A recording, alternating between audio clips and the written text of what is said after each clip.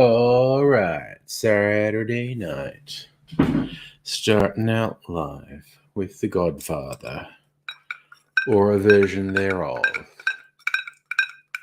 Maybe it's a slow start to the evening, which seems like an excuse to play some Red Dead while I wait for people to arrive. Keep things happening. All right, get that loaded. Try my drink.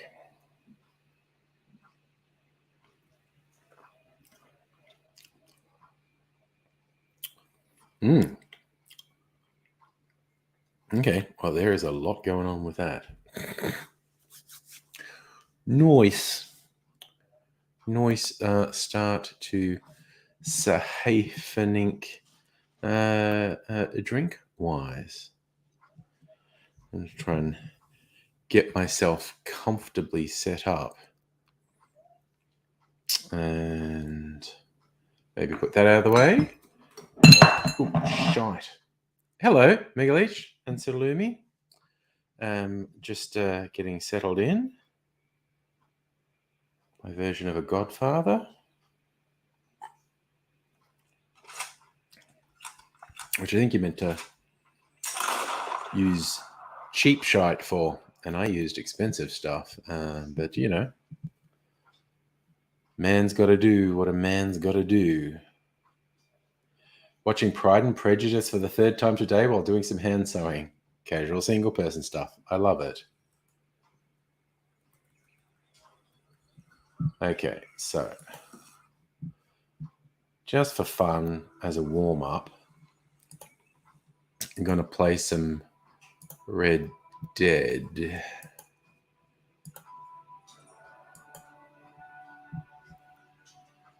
All right, so we're loading.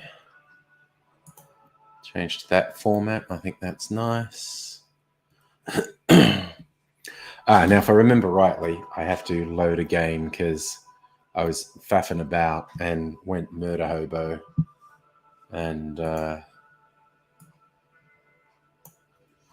so I need to go back to a saved game where I don't have $1,000 bounty for killing a bunch of people. I think that's the situation I left things in. All right, so we're up in the hills, Arthur. What is... no, I need to look at the map. Fort Wallace, yeah. Hey, I don't actually have any bounties.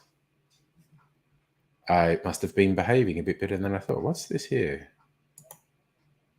Oh, Strauss wants me to do money lending shit for him. A fun artist I met in the city? Or Mary Beth?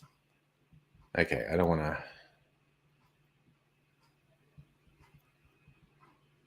Jesus.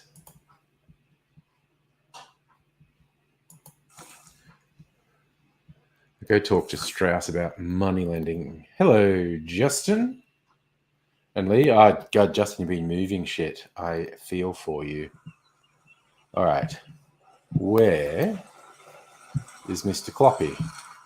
That's not Mr. Cloppy, but I kind of feel like hijacking that wagon. Are you all the way over there, Mr. Cloppy?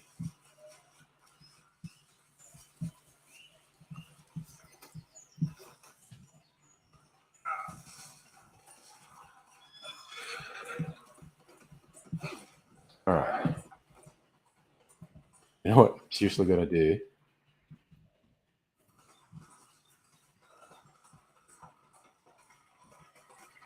There's 2 guys on the wagon. Are there any passengers? Yeah, there are passengers. I don't know that I want to. That hijacking that involves killing a bunch of people, and from an honor point of view, maybe I don't want to kill a bunch of people at this point.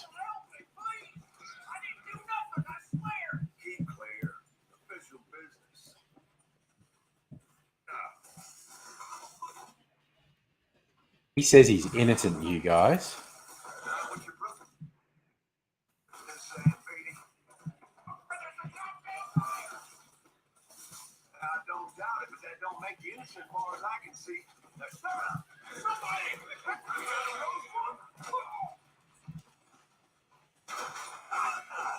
Come on, what are we doing here?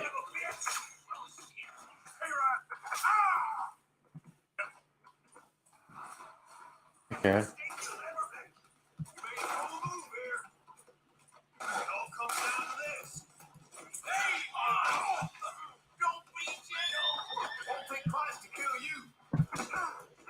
Just hogtie this guy. I don't even want to kill anyone. It's bounty hunters.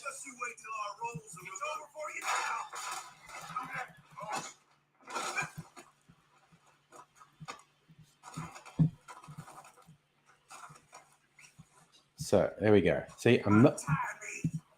How about no?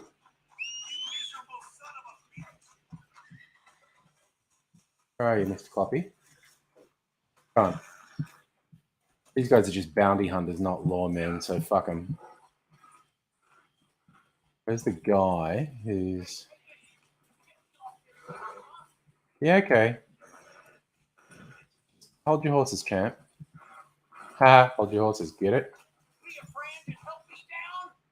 Sure.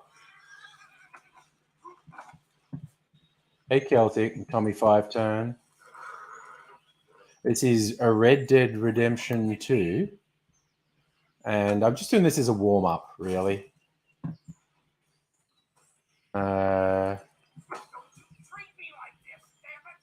Oh, wow. That was meant to cut him free and I kicked him.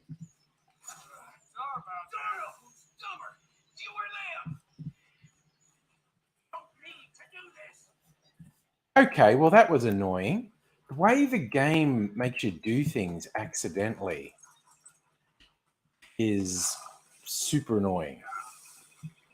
So I was supposed to get a reward for fucking rescuing that guy, but because I kicked him while he was tied up, not so much. The bounty hunter's already gone. Oh well, good for them.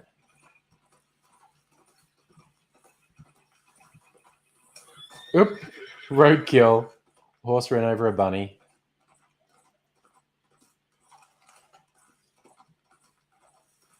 There's another one. Missed that one. Okay. Didn't even mean to get the other one. So where the horse whinnies when it kills or treads on something. I don't know if it's in shock, disgust, or triumph. Like, take that, motherfucker.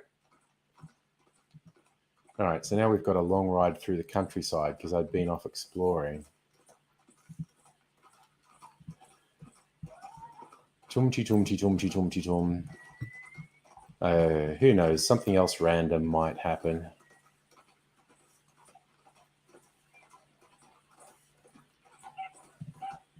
It's like, yeah, enjoy the countryside. It's not much happening as I go for a very long ride on my horse. Oh, actually, I need to go back to this house because I think I suddenly have fast travel options. There's a map in that house. Yeah. Definitely need to get back there. All right, there's a campfire. Whose campfire is it? Is that some O'Driscoll's? Because I can kill them with no conscience. What's that? Double action revolver and Flacco's revolver.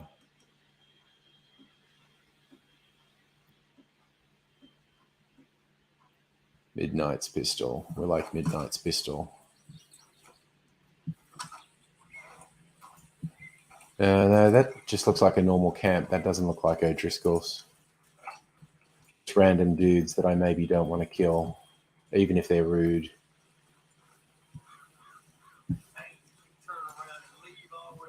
Hey, suck my dick.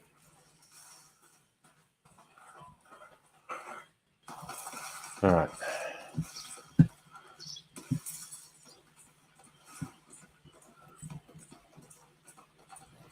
Tommy, I have mixed myself a version of a Godfather cocktail.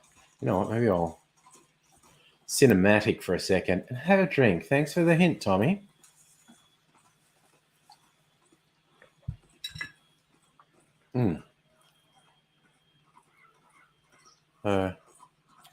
Riding through the countryside in cinematic mode. Oh my god, he's wearing the mask. Okay, fucking hell. Don't be wearing the mask. People will think you're a criminal. You know, just because you murder people and shit.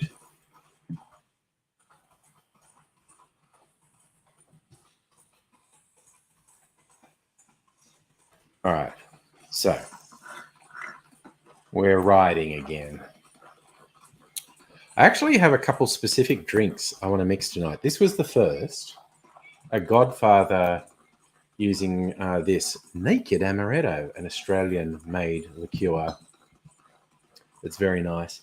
And normally you use a cheaper blended whiskey with a Godfather. I used an expensive Australian single malt because that's what I have, basically. Expensive Australian single malts. Yes, Musical Aviator. Wearing a mask in public.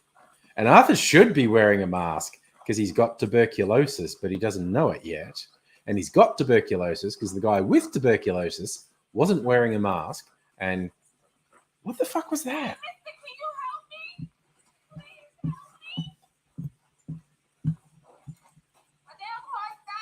Oh, I thought I saw a dead horse. I'm a good guy. I'm a good guy. I'm going to take this lady home. Which way do we go? Ah, LaGrasse. That's in the general direction that I want to go. So that's not bad.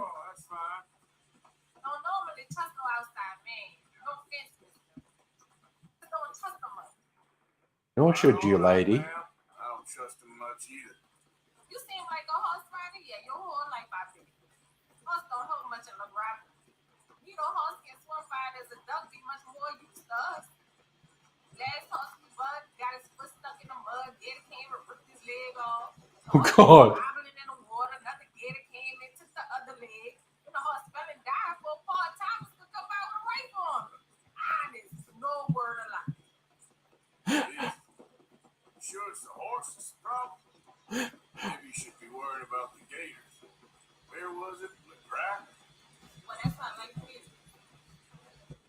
I have not picked up this lady before. Can't find yourself no home to live and grow and dying, and you always moving. Can't build no roots down. Can't grow nothing up. Always moving is no good. She's got a great Cajun accent. Oh, here we are in LaGrasse. Here's good. Thank you, mister. Please let me give you this on account of you being so kind. It's quite the story she tells. Ooh, a ring. Thank you, lady. It's worth a couple of dollars. Zvan, I don't know. I'm a filthy... Oh, Christ, I killed one of the chickens. Sorry. That was an accident. I did not mean to kill your chicken. Please don't be angry at me.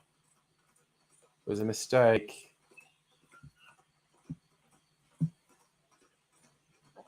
Yeah, Elden Ring. I'm a filthy casual, and Elden Ring looks kind of difficult.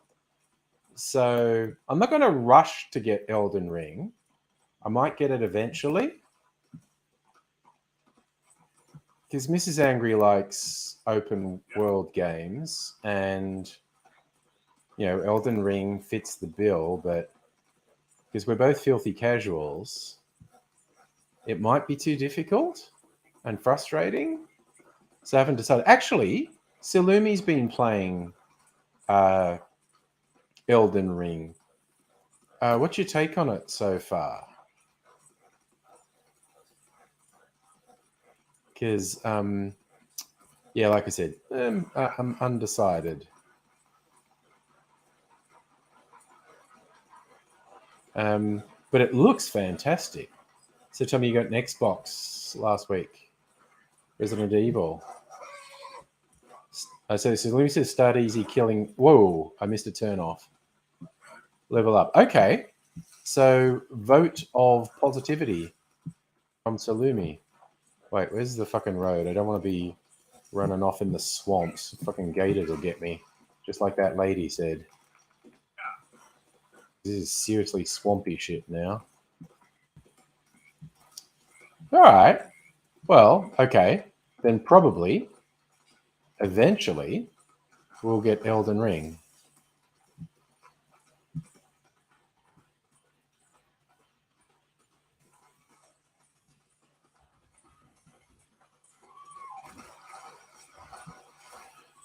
Okay, yeah, just...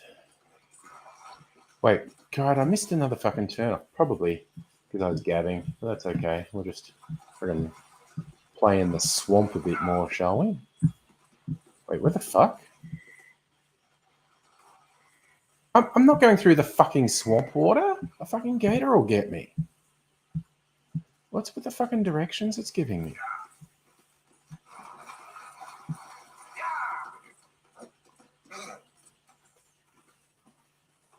Okay, I'm very confused by this game at the moment. Zvan, you've been playing 129 hours.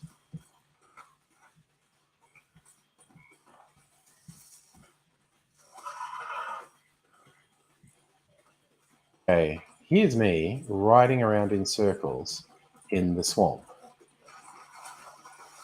Because the fucking game's trying to get me killed. Saying, hey, why don't you ride across this gator-filled fucking swamp? Right, so I'm doing it. Wait, who's here? The fuck is here? Come on, Mr. Cloppy, get out of the fucking water before a swamp creature gets you. Wait, who's here?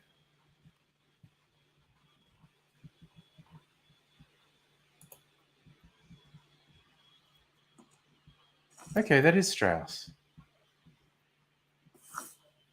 Fuck is he doing here?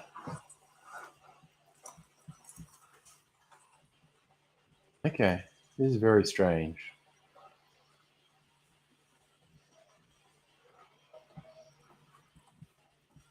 What are we doing, Strauss? Mr. Morgan. Still working, Mr. Strauss. What you been up to? Trying to wrap up our accounts before we leave, Mr. Morgan. Joining us in Tell me, Tahiti. it's all good. I rather fancied Australia.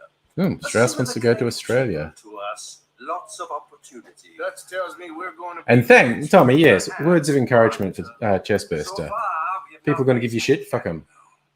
So, Mr. Morgan, will you help me finalize our business here? It's the tuberculosis kicking in. This is filthy work. We'll need money in Australia. But for cattle and feed, I mean. Why flinch now? You never have done before. I don't know. Well, here they are. Some fishermen by the name of Davison, L.J. Davison, living in a place called Catfish Jackson. Catfish Jackson, what a great name for a place. And that's it. We're a union built on that, you know. Okay. Why is Strauss in the middle of this fucking swamp? Gonna get eaten by a gator, dude. Alright, so someone owes us money. Alright, that's down there. Alright, I am just gonna go. Who's this? Oh, Mary Beth. What's Mary Beth want? Okay, I'm not going to go the long way around. You also want me to fucking ride my horse through the fucking swamp again. Yeah, watch out for the gated Strauss. Not that I particularly like you, but, you know, gators. Ah, right. Okay. Oh, so we were here in Shady Bell all along. Okay, I didn't know there was that other weird little shack in the swamp. Okay. Hey, dog. Didn't know we had a dog.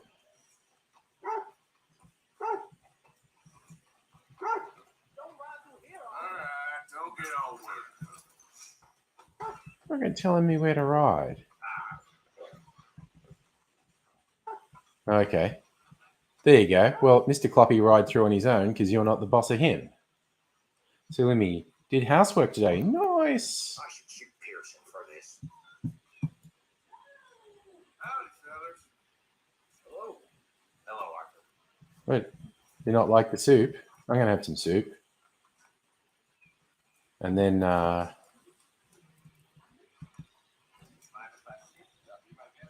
don't want a coffee. I want some stew. Is the stew ready?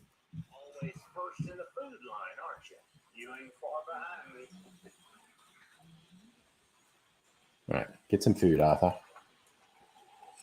Well, thanks again for that book, Arthur. I left something for you over by your tent. I don't force anyone to take money. And I don't force anyone to drop their pay. Okay, this game's glitching a bit on me, but it's funny. Break their legs. I send someone around to encourage them to comply. Yes. The way I see it. So we collectively just actually look. I might. For a man of nicest compassion is the best. But I have the good grace. It's, even Micah doesn't like money lending, and he's a piece of shit. All right, I might leave it there for a while. Let's and I'll just say hi. How's everyone going? So Salumi, tomorrow you need to mow the lawn, move the green bin. Market hangs with a friend, so after my big thing today was doing laundry, which was several loads of household laundry. That was my accomplishment for the day.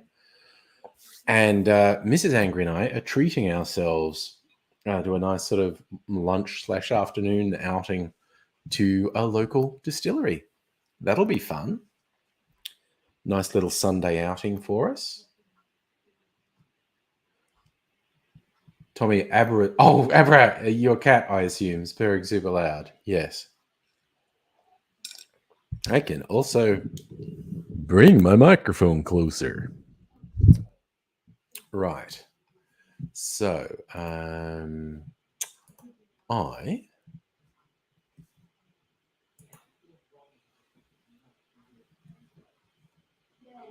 okay, speaking of things running overdrive, running the game makes my fan run super loud. So I'll actually shut it down completely.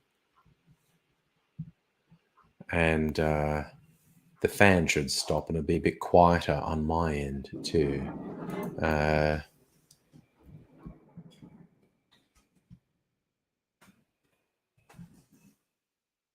Still powering down. All right. One of my bartender friends put a recipe that I wanted to try called the Made Man. Rye whiskey, chartreuse, cherry, and Fernet Branca.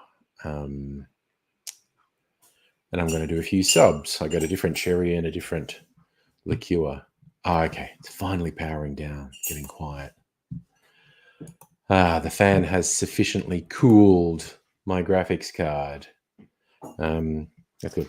You also meant to put it in a stirring glass and put it in then an elegant glass. I'm not going to do that. I'm actually just going to build it in this glass. Because they can be fucked faffing about, really. That's what it comes down to. And we shall see. Oh, it's actually blessed silence here. The fan in the laptop runs really loud when you're playing a game. I mean, it's okay, but it's good. So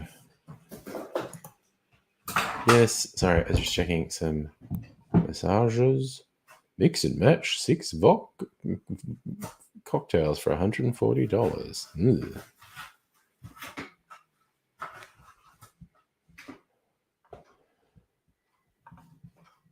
Oh, the fan started up again and then quietened down again.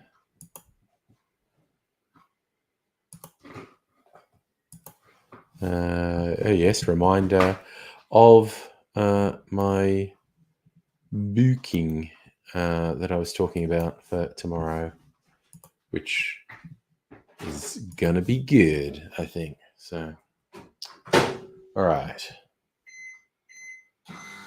Zvan, for the live streams, I mean, when I'm doing my normal shit, I have a desktop, but the desktop's out in the lounge room where the TV and everything is. I do the live streams in the kitchen, as you might be able to tell from the fridge and stuff behind me. And so I have a dedicated laptop for doing live streams because other people are watching TV and whatnot in the lounge room. Otherwise, I would use the desktop, which is a bit more high-powered than the laptop. But Tommy, you glad the Foster's fad tied off? Yeah, it was the joke that the one place you don't get Foster's beer in Australia because no one drinks it here. Just because do you think some people deserve to get badly bitten and clawed at? Well, I don't know. There is probably some people I'd put in a barrel with half a dozen agitated ferrets just to see what happened. Because, yeah, some people are just like that. Yeah, there's no accountant for some people. Is it a joke when it's true? No, not really. It's true. You seriously, yeah.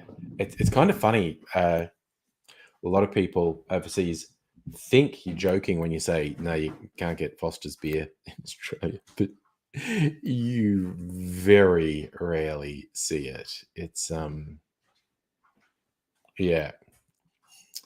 It's not a widely consumed beer. But yes, with the big bloody, was it like the 80s? It had a big push in Europe and America. Van as a Kiwi, you're like, what the fuck is Foster's? Yeah. Yeah, I think it was like big in Australia in the 70s and then got marketed overseas in the 80s, but you really don't see it around much now. Right, oh, dude, your memory Foster's is famous. I don't know. I'm not a beer person. I do not drink beer at all. Don't like it. Never have. Still don't. I've acquired a taste for things like whiskey, not beer. Also, I have no interest in acquiring a taste for beer, so I am not attempting to acquire a taste for beer. Speaking of acquiring a taste, the next recipe I want. Okay, got to get 4 bottles, so I'll put these 2 back. Okay. My old legs. Okay, so put that there. That down there. So, rye whiskey. We get Gospel Rye. Australian single cask whiskey, special one. Very tasty. Now, okay, so we've got a bar spoon of Fernet. A whole bottle just to put 5 mils in. Cherry. Where is the cherry? And where is the... Okay, that's the cherry.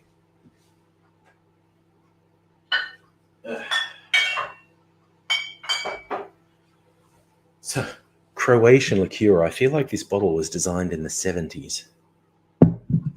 Very 70s vibed it. Where is my yellow drink? My Oakar Gold. This is an Australian liqueur that is a good approximation or substitute for yellow chartreuse, which is a European liqueur. Okay, so we're ready to go. So what is it? Made man, 1.5, half. Okay, easy recipe. So tell me, it was 80s and 90s in the US. Okay.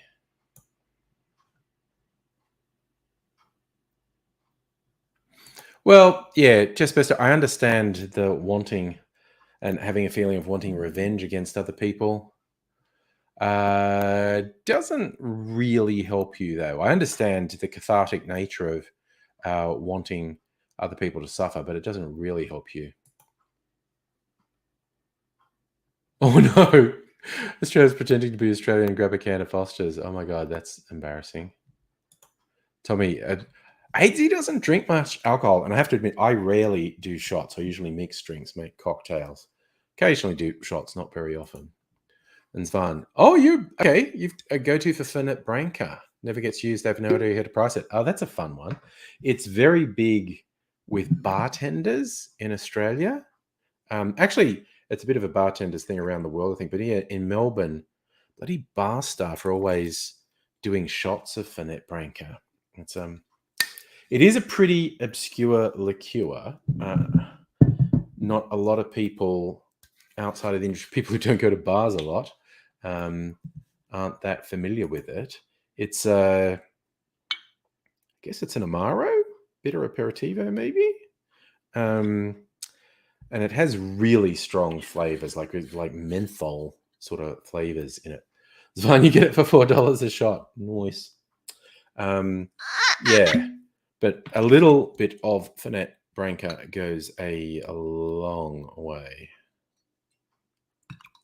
Very strong, sort of herbal bitter Amaro. So yes, we're just putting 5 mils in a bar spoon. If you're ever wondering, if you see the measurement, a bar spoon in a cocktail means 5 mils, or a bar spoon. If you have a bar spoon, just measure a bar spoon in. All right. So this one's new to me, but it sounded pretty good. I saw it on a YouTube pal's channel. He's making cherry cocktails. He's using Cherry Hearing, which is a fairly well-known cherry liqueur brand, but it's just a brand. This is a good one. I actually I've had a couple of liqueurs made by these people. Maraska, product of Croatia. So Zvan's bar near Collins William didn't even have it on the point of sale system. Okay, that's wild. And you got hammered at $4. Okay, $4 a shot in Australia is pretty friggin' cheap. Just put faith in karma. Yeah, I tend to agree with you, Tom. But also, even if bad people don't ever get punished, I don't think it necessarily helps you to spend a lot of time wishing suffering on your enemies. I always like the line was in a Deant Ford song, "May my enemies live long so they can see me progress," which is a version of the old saying, "The best revenge is living well." It's a nice color, very sort of rich brown. Smells nice too.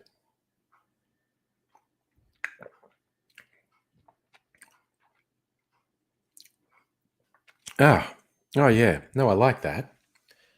You got the whiskey, herbal elements, sweetness from the cherry. Man, that's quite good, actually. I thought it sounded good. When I saw the recipe, like Vino did 3 cherry recipes. This one is called a Made Man. Rye whiskey, yellow chartreuse, where I used Oco Gold, cherry liqueur, and the bar spoon of Fernet Branca. Made one called a Naughty Charles, which I have had. That's traditionally with a Scotch whiskey, cherry, creme de cacao, and dry vermouth. I've had a Naughty Charles and liked it. A Landing Gear, which I think I've heard of. I don't know that I've ever made. It's cognac, Grand Marnier, or an orange liqueur, dry vermouth, and cherry. That actually sounds pretty good too, quite honestly. don't want to get absolutely hammered tonight, but I'm tempted to try that one as well. There's this other one I found that I like the sound of, called a high horse. And I don't know if I've made it before, but I had it marked, and it's rum, Kirsch brandy, which I think is like eau de vie, which I have, cherry liqueur, randomly, another cherry one, sweet vermouth, Angostura bitters. Kind of tempted to make that one as well. Have a real boozy night. Oh, Tommy, that's a beautiful philosophy.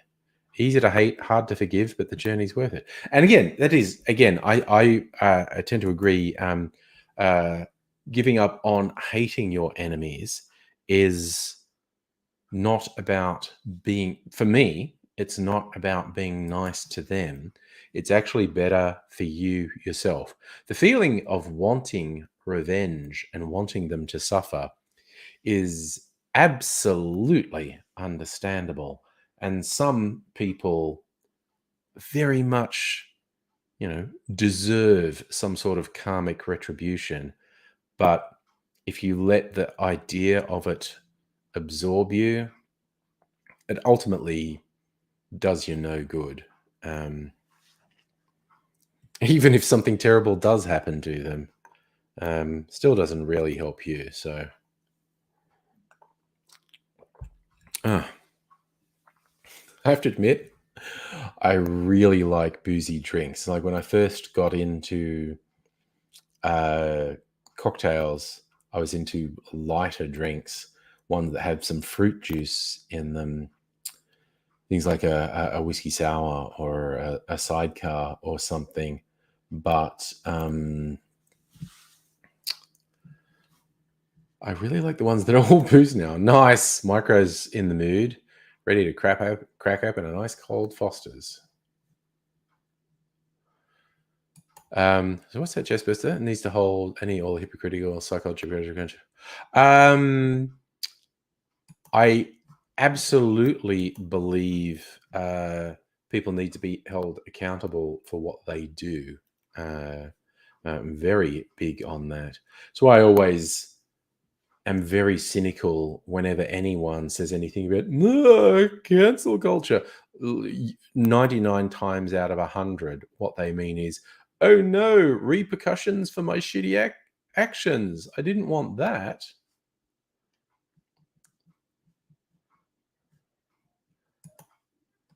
Micro Fosters is like, if you take some piss and water it down. You also remind me of the old Monty Python line where they don't like American beer. And they say American beer is similar to making love in a canoe. And someone says, why is that? Because it's fucking close to water. And Chris, hello. Trying out Twitch World tonight. Nice to see you. I'm just I'm a made man.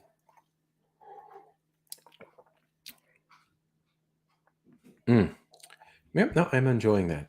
It's good. Last night, I was just kind of drinking some of my pre-made cocktails, bottled cocktails, and enjoying them. They were great. And tonight, putting slightly more effort into the drinks. Oh, nice. Chris, you were watching something else on Twitch. Let me come on. Thanks for joining, buddy. Chess Bitches. Oh, cancel culture. Look, the only ones who actually do it are people on the right. You look at the number of books they try to have banned, the people who they try to make them lose their jobs, and again, it's not for doing really egregious things. It's just for being someone they disagree with. Like when they tried to destroy the Dixie Chicks just because the Dixie Chicks didn't like George Bush and said so. I think they were in Europe, maybe England, when they were touring and said, yeah, I know a lot of people don't like George Bush. We don't like him either. Not our president. And yeah. Tommy, I use a restreaming service called StreamYard. So I stream simultaneously to YouTube, Twitch, and Facebook, just because, you never know. Most people watch on YouTube. Some people watch on Twitch, and occasionally someone watches on Facebook. It's just there's zero effort on my part restreaming to those platforms. So it's like, yeah, why not? Some new people might find me.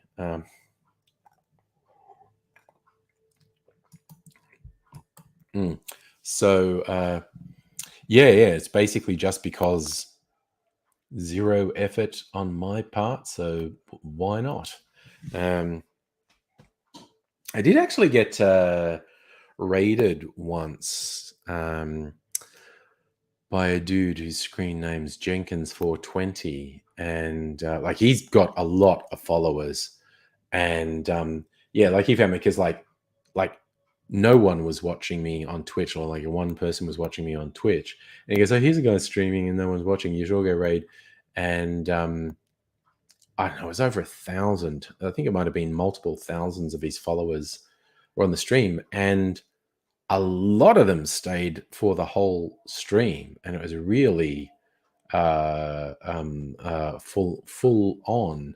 But they were for someone who's like a shit talking gamer, his community were amazing. They were amazingly positive.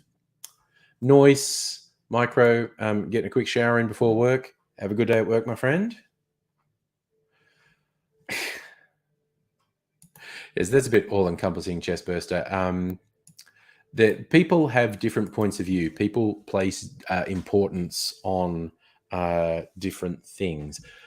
So for my mind, rather than saying right wing or left wing, I would just be saying, are you doing or preaching something that hurts people?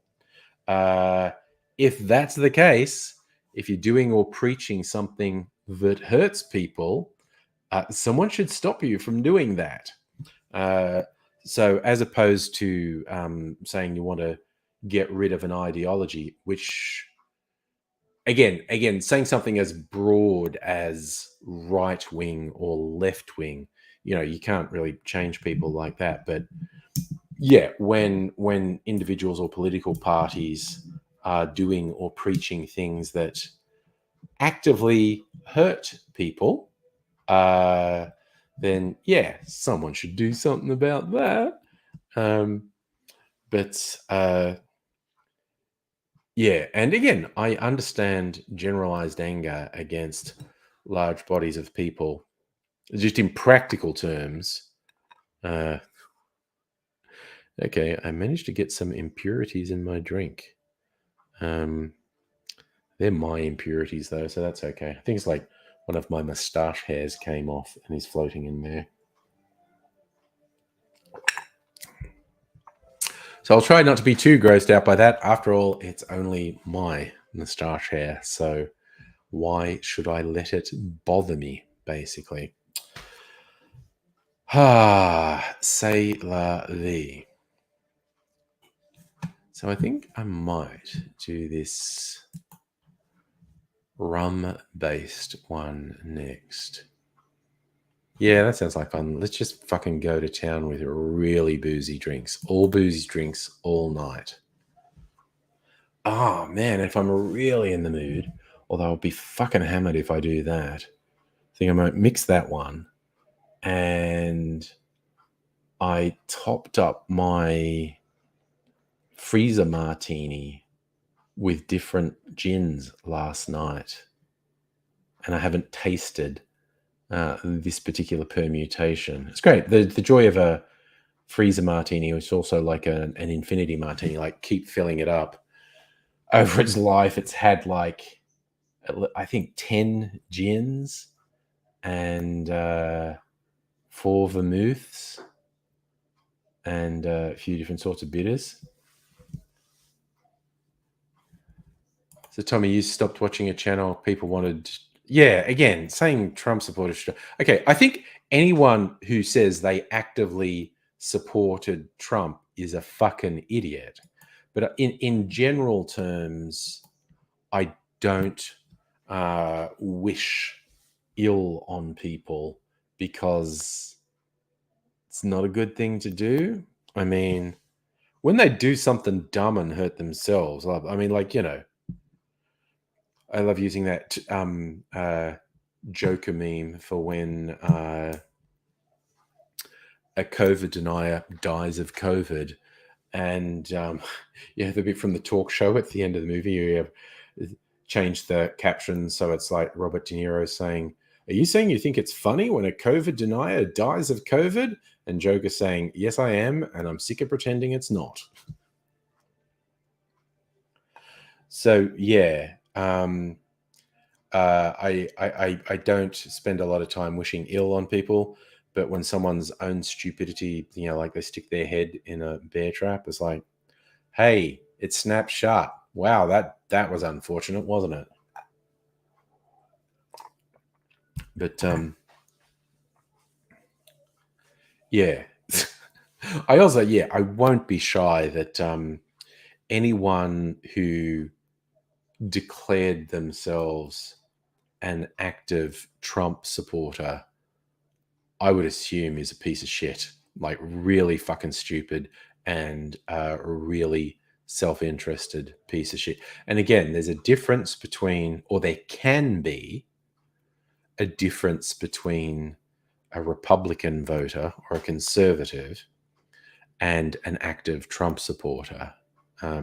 Yeah, if someone like loudly and proudly declares aggressively they're a Trump supporter, it's like, well, I assume you're fucking garbage, quite honestly. You know, just because of evidence. So that's an evidence-based judgment rather than an emotional judgment. And I get emotional. I do get emotional, but like occasionally had dickheads that got me with something like that and say I'm being too emotional. Something I'm not being emotional. That's an evidence-based judgment that person is fucking garbage.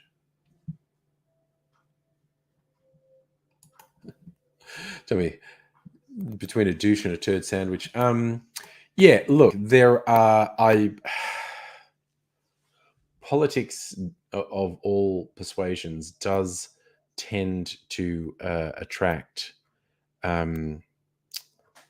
people that I often have a problem with. But while it's easy to fall into the, oh, they're all as bad as each other. No, they aren't. They simply are not. There are nasty, cynical, self-serving people on all sides of politics. But all ideologies are not the same. And I don't fall into that thing. So, see, Chestburster, I don't even know what the jar and the item is.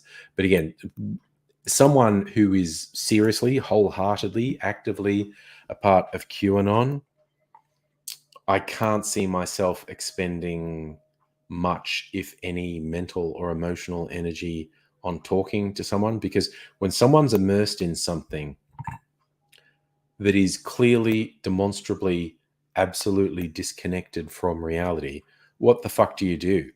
When basic reality is rejected by these people, what the fuck do you do? It just doesn't feel like there's any value. I guess the most I would say to a QAnon supporter is, how many predictions have there been from Q of the big thing is about to happen and they didn't come true? The answer is dozens. Over, how long has it been going? 4 years, 6 years? I don't even know how long it's been going. The short answer is there have been dozens of times that a direct prediction of something radical was made and it has never, ever happened. And yes, oh my God, Tommy, yeah, they thought JFK Jr. was coming back, and it was just like, what the fuck is wrong with these people? Like, just reality is not part of their worldview. And again, when someone is going to be into something that unhinged, I'm just going to be, nope, nope, nope, nope, nope. We shan't. Yeah, we shan't be talking to you today. Like I said, I can't imagine myself saying anything more than how many times do you have to get one of these predictions that just doesn't happen before you go, hey, this might be bullshit. And it has worked for a lot of people who are deeply into it. You know, it's like, usually it's like the third, fourth, fifth, sixth bullshit prediction. They go, wait a minute. None of this is happening. Oh. And God forbid they look into it and find out the person who is almost definitely controlling the Q messaging board runs child porn out of the Philippines. Is, you know, it's just ridiculous. It's just kind of, I think it was the Chapo Trap House guys who said, well, you know, depending how you define it, of course, there are conspiracies in the world. You know, do the rich and powerful game the system so everything works in their favor and they fuck over the little people? Yes. Do they start unjustified wars, kill millions of people for their own personal gain? Yes. You know, are they living in subterranean caves drinking baby blood? No. Is Donald Trump going to save us from the global cabal? Are you a fucking moron? He is obviously deeply part of it. Yeah. And yes, Tommy, no QAnon predictions have ever come true. And this is the thing, as I was saying, Tommy, conspiracies exist, whether it's in private people or governments, whatever, you know. Governments lie. Governments do shit. Governments hide what they're really doing. The leadership of the major political parties around the world have more in common with each other. And that's what I'm talking about, you know, the left and the right, which varies radically depending where you are in the world. You know, Australia, it's Labor and Liberal. US is Democrat, Republican. England's Labor and Tories. But the leadership of those parties have far more in common with each other than they do with the rank and file who vote for them. And that's on both the left and the right. You know, the heads of the Labour Party have more in common with the Liberal Party than the heads of the Labour Party have with, you know, rank and file unionists who vote for them. Dr. Abigail, good evening to you. Nice to see you. Thank you for dropping in and saying hello. Always appreciated. Yeah,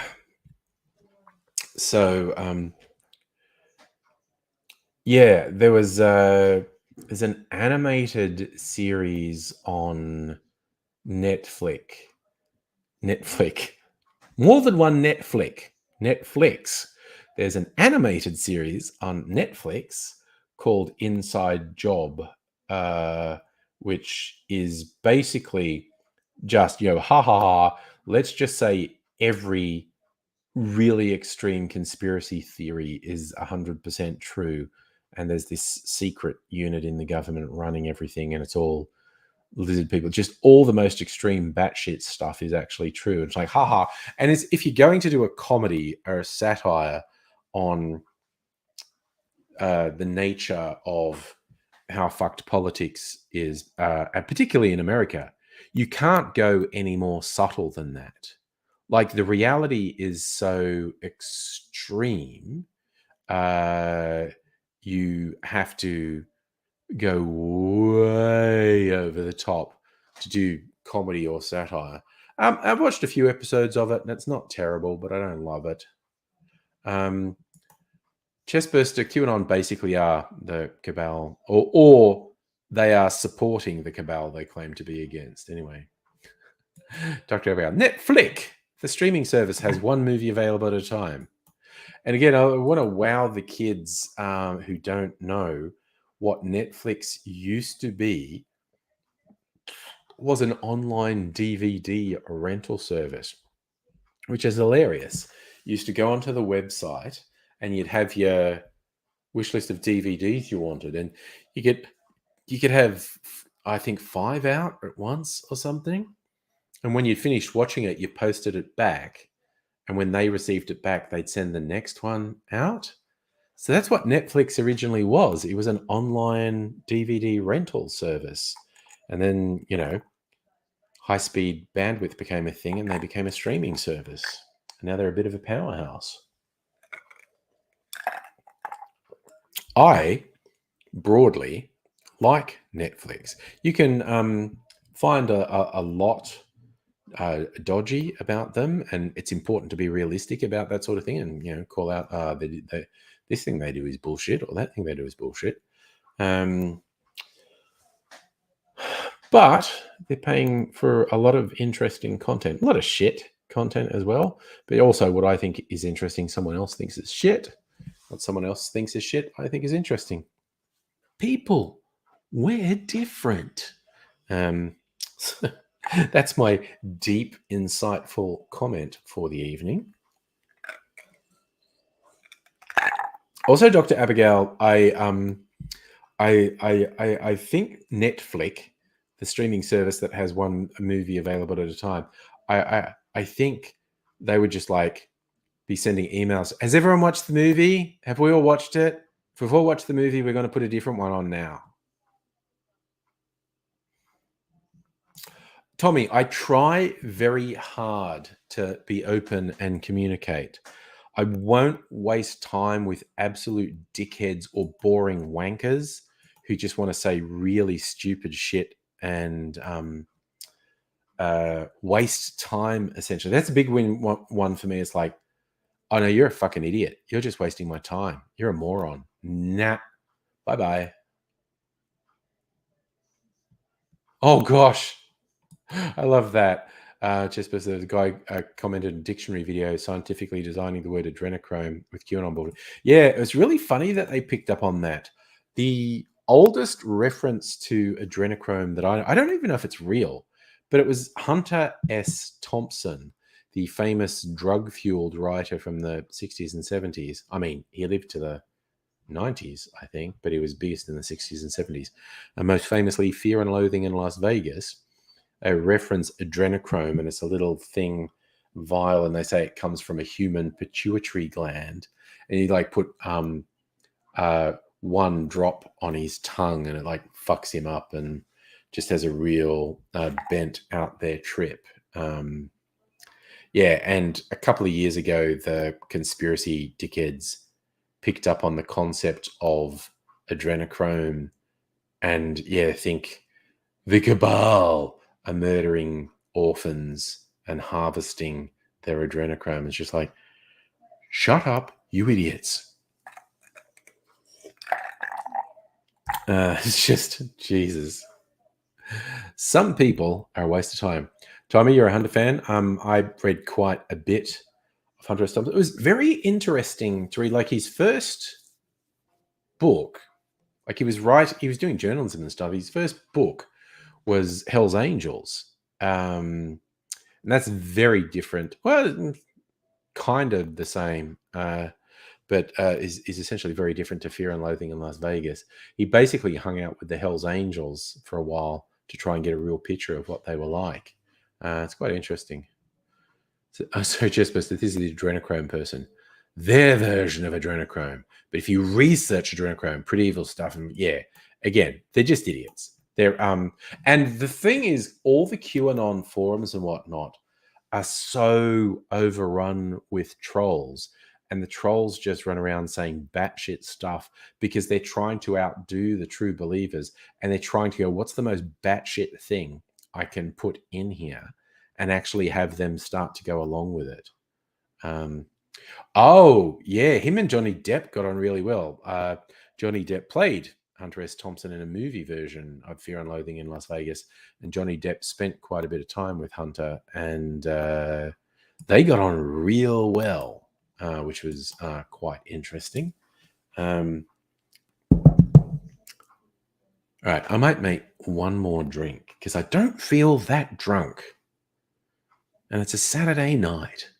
What's a Saturday night without being a bit drunk? Particularly while we're talking about Hunter S. Thompson. So I'm going to put some things back and get some things out. Going to get on my... Okay, an aged rum. Okay, I have an aged rum. I have several aged rums. Right, so I put this back. You can go there. You can go there.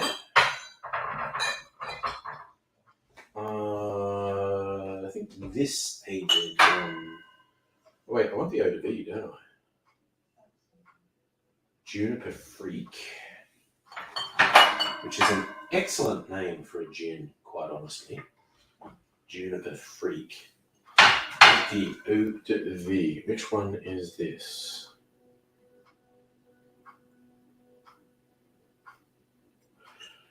Aquavit. Wait, is this one? Yeah, okay, Aquavit for Kirsch. Florida Cana, 12-year-old rum. Okay, sweet vermouth.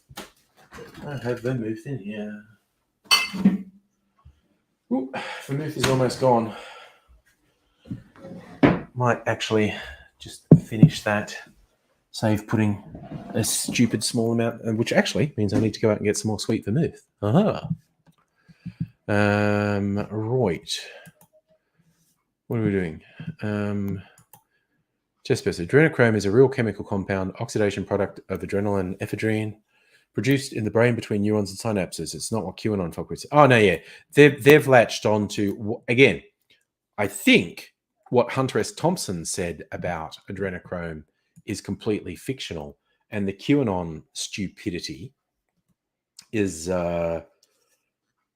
sort of a weird riff on Hunter S. Thompson's version of adrenochrome. And as I said, I'm quite sure Hunter Thompson's version is fictional. It's not a real thing. All right. Half an ounce. Aquavit. Do.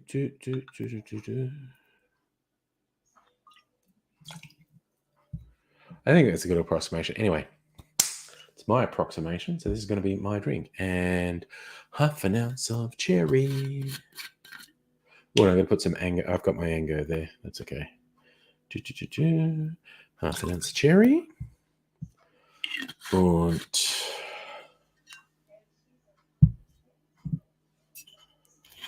a little sweet vermouth.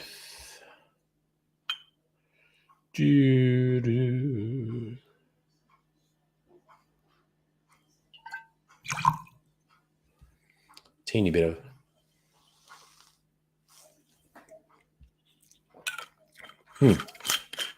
All right. Finish that. And what do we got? A couple of dashes of Angostura bitters.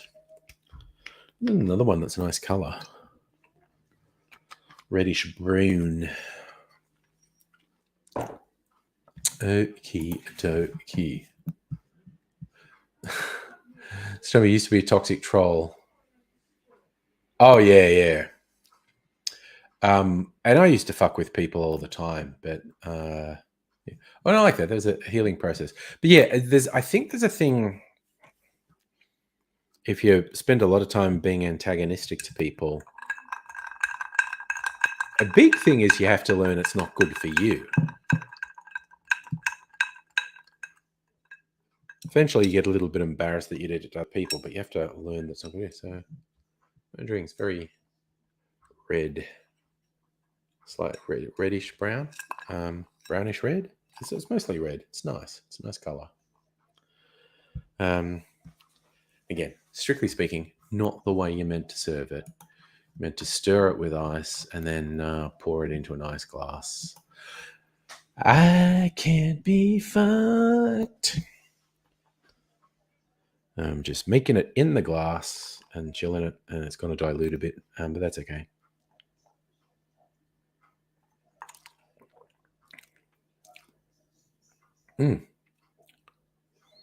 That's nice. Not as flavorful as the last one I had, Nice though. This a high horse. So this is a Death & Co. cocktail, which is a very famous American bar. I have the Death & Co. book somewhere. It's a good book. Not just a lot of recipes, but it does have a lot of recipes, which is good. There's also how they run their bar, their whole ethos. It's a good read, essentially. Interviews with some of their regulars, which is nice. Here's a fun factoid. In 1757, rum was the most popular beverage in the American colonies, with the average person consuming a staggering 3.7 gallons per year.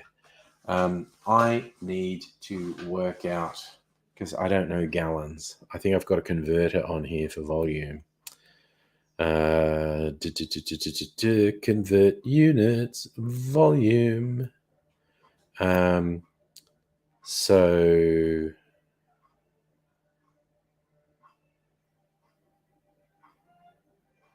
what do we got? Oh, clear. Gallons, what was it? 3.7. 3.7 gallons is... Wait, how many liters is that? Spelling liter. 14 liters. So, like, your average bottle's 750 mils. So, it's like 20 bottles of rum a year? That does seem like a lot. And they're saying that's average? That's pretty wild, because some people wouldn't have been drinking any. Hey, Greg. Okay. Thumbs up, Greg. Oh, just so you know, Greg, that's thumbs up for you. There you go. Is that a gig? Can't hear anything. So, yeah. So they're saying the average American in the late 1700s was drinking 20 bottles of rum a year. Wow. That's getting pretty serious. I mean, I'll probably drink 20 bottles of something a year. I don't know. Oh, yeah. Justin, our petrol prices compared to American petrol prices does freak him out a bit. So, Lumi, you're back. Oh, that's okay. Cooking dinner. Rays, how are you going?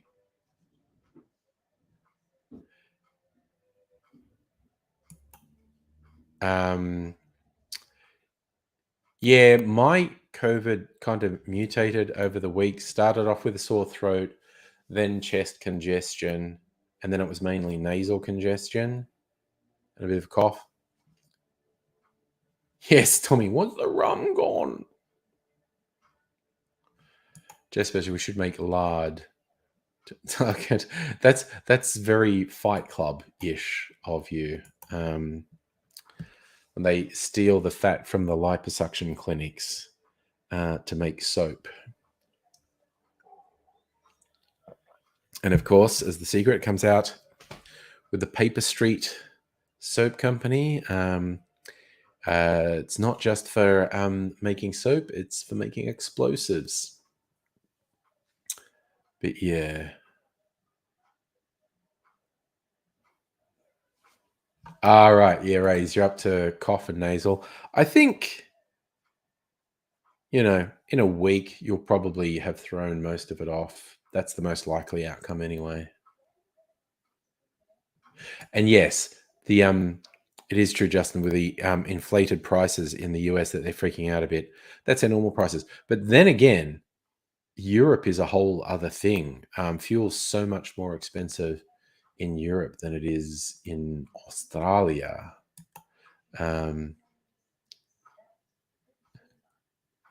Yes, Jess, you want to do the fat donation through? I don't know. I don't know how successful you would be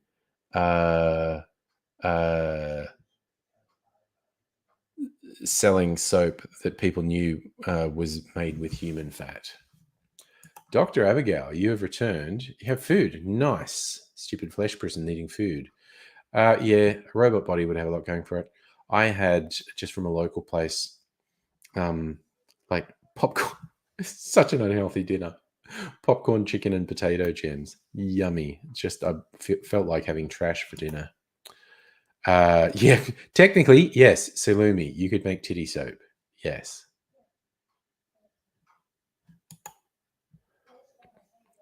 Oh, nice. The fuels of rounding error cost of running your car. You've got a difficult to run car.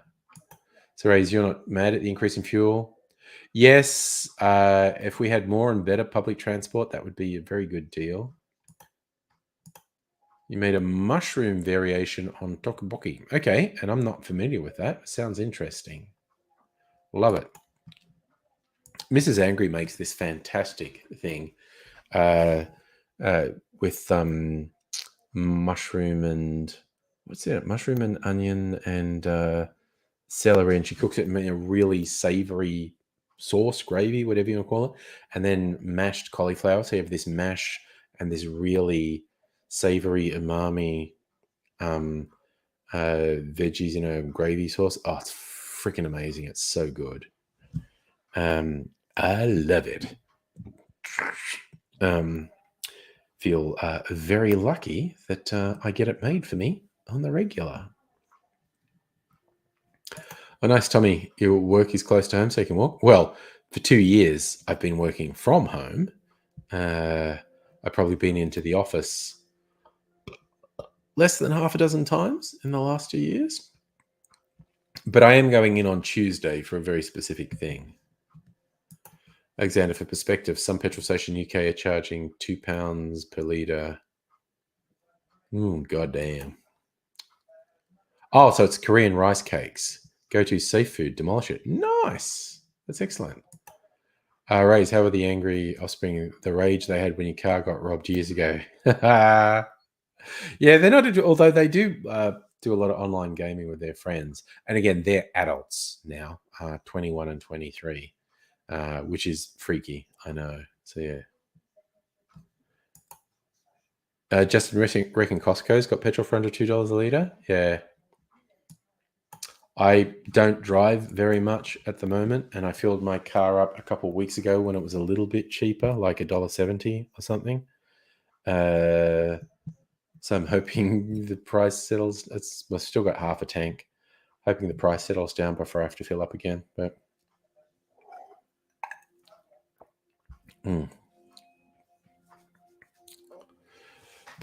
yeah, it's a funny old world, the crazy old world that we live in.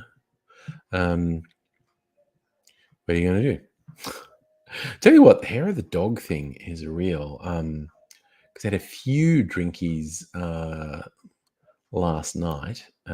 Didn't get shit-faced, and I didn't have a hangover this morning, but I didn't get as much sleep as I should have either. And so I was just slightly off all day. Nothing serious. Like I didn't have headaches. I wasn't hungover. Tummy slightly off for most of the day. And I did have a nap in the afternoon, which helped a lot. And I thought the junky food for dinner would help my feeling, and it did. I got to be honest, having a couple drinks really improved my mood. So, Salumi, you don't drive, not going to be doing, with petrol 220, yeah. Yes, Abigail, tum-tum, slightly skew. And again, not as much sleep as I should have got because of martinis. After the stream last night, I thought, in my slightly altered consciousness, I thought, I'm going to watch something. And I put the TV on, and they were just saying, hey, why don't you watch No Country for Old Men, like 20-year-old Coen Brothers film, which is a fucking weird film. And it's a good film. It's weird, though. And I did watch it. Very weird. Rays, what's the booze? Got some Mongolian vodka. Taking shots to kill the virus. I was actually pretty careful. I didn't drink while I was in isolation because I thought maybe my body needs the strength. But you're young, you'll be fine. I'm mixing drinks tonight. This is called a high horse that has rum, aquavit, cherry liqueur, and sweet vermouth, and it's nice. Tommy, what your question Vitals mental composite? Oh yeah, again, the president doesn't define petrol prices. Same as, well, petrol's expensive anywhere in the world. How are you going to blame Biden for that? So Justin, yeah. So the two, yeah. Broadly speaking, European fuel prices are about double Australia's, and Australia's are about double the US. Oh, you watch Jackass Forever? Well, that sounds like fun. Right. It's rocket fuel. Okay. Well, good luck with that. Oh, nice. Sparkling Pinot by Tempest 2. And your white cane should be on Tuesday. I won't get it on Wednesday because you have Sycamore. Oh, okay. The white cane is really fucking good. I need to make a mojito with it. I was going to do that this weekend, but I never got around to it. I'm not going to do it now. I might do it tomorrow night. I might make a mojito tomorrow night. Get some mint from the garden. Because, oh my God, the fucking daiquiri I made with the white cane, so good. It's very nice. And yeah, so I might get some mint from the garden and make a daiquiri. It's not a daiquiri, mojito. Because yes, Mrs. Angry and I are going out for like lunch early afternoon, so I will be back for the stream. We're not staying at this distillery all day. Maybe be there for an hour or two, which will be nice. Oh, Beanley make great rums. Yeah. That's when I end up with a Beanley rum when I see it on sale somewhere. But Beanley make good rums, yes. Justin, real estate agents fucking suck, man. Hopefully no real estate agents watch me because I fucking hate real estate agents. They fucking suck. So we have mint, pineapple juice, lemon juice, lime juice. Been making a bunch. Oh yeah. Fruity rum drinks, the friggin' best. Yeah. So yeah, just rum, fruit juice, maybe a bit of a sugar syrup as well. But yeah, mint. That's all you need. Friggin' rum, fruit juice, and mint. Fuck yeah. And yes, Salumi, particularly the rental agents, the Ralph Wiggum of the real estate agent world. And they're all bad, but yeah. Oh God, I just had such shitty experiences with real estate agents. It's just like, fuck them. Current one, fine. No real dramas at all.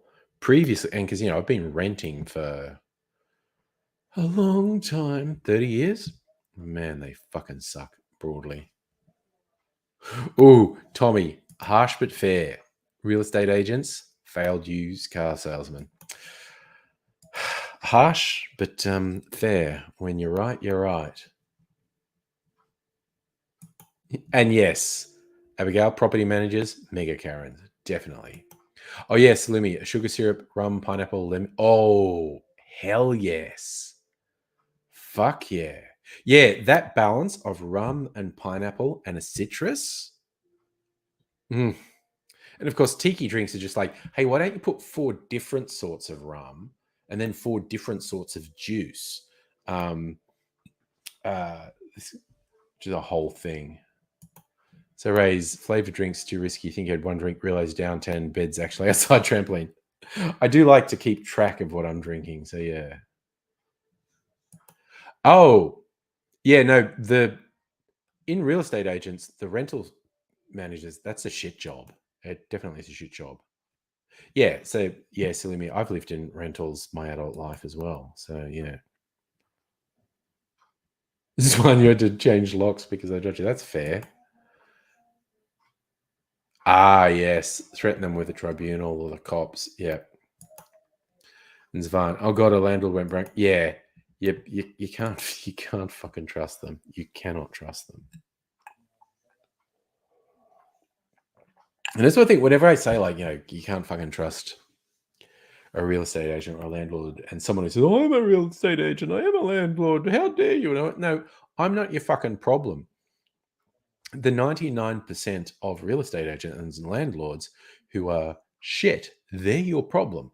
I'll give you the benefit of the doubt and say you're not one of the shit ones, but me pointing out the majority of your compadres are shit, that's not me being the bad guy. They're the bad guy because they're all shit. So take it up with the shit landlords and shit real estate agents, not the tenants who are sick of them. Oh God, Zvan, they waited 6 months to tell you your landlord was bankrupt. Jesus, that's messed up. Justin. Not necessarily with a lawyer, Justin, but if you can get someone from the tenants union, that would be a good one. In fact, I need to donate some money to the tenants union. They're very good. So a few of you at work regularly end up talking about how no one should own more than one home until everyone has a home. Well, here's the thing, because the whole landlord thing came from, and I am now going to paint landlords and property owners in the best light possible. Crazy talk. But what it originally was people who had the money to speculate and build properties for other people who were never going to be able to afford to buy their own place. People with the resources would invest it in creating the housing so people could get affordable housing. And it's like, yay. But then housing became this weird fucking Ponzi scheme where the prices must go ever higher. And various governments, and the Australian governments are particularly bad for this, give tax breaks to people to own multiple properties. All that does is drive the property prices up and take it out the reach of ordinary people.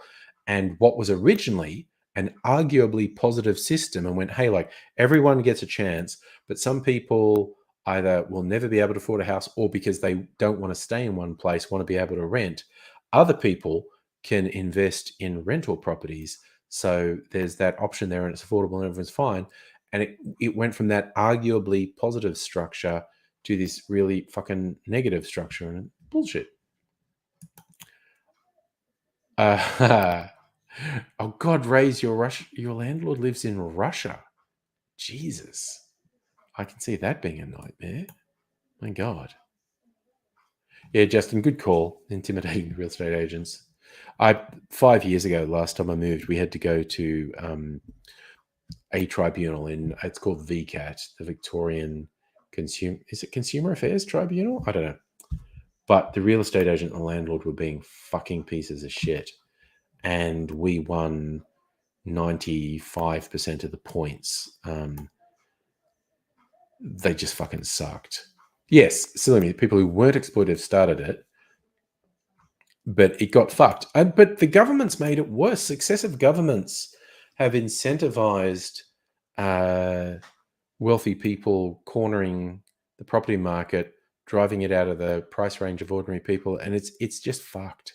The idea that someone should be rewarded, should be given tax breaks for buying multiple properties is bullshit. If you can buy multiple properties on purely economic terms, that's what it should be. It should be like, okay, if I buy these properties that other people can't afford to buy, I can rent them at a thing to service my debt, and that's fine. But with all these government incentives, negative gearing and bullshit, it just drives property prices up an unreasonable degree. Oh, thank you, Dr. Abigail. That's the acronym, the Victorian Civil and Administrative Tribunal. That's good. Yes, absolutely. There should be no negative gearing. There should be no tax breaks for investment property. And the government should spend all their time making housing affordable. Socialist capitalist countries in Europe where it works, because everyone gets, UBI, housing, health, absolutely. Melbourne has shit property issues. See real estate become more affordable. And again, but it's like every time there's a suggestion property prices might come down, that's couched by politicians and media as a negative. And it's like, get fucked, you fucking piece of shit. Property prices need to come down 50 bloody %. It's ridiculous at the moment. It's just terrible. It's the worst. So, yeah. Tommy riding the Green Fairy. Nice. Glad you're working can celebrate with absinthe after 2 years of COVID shit. If they're still solo in your room, you know that?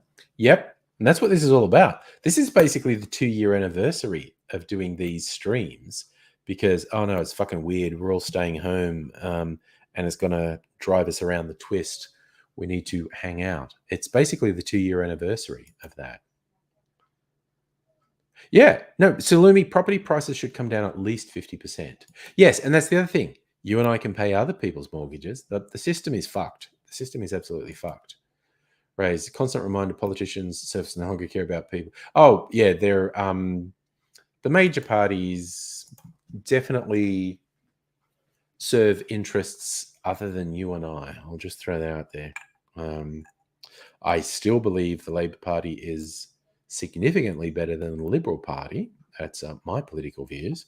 But I also don't have any illusions about who benefits the most from the majority of Labor Party policy. And that's really fucking rich people.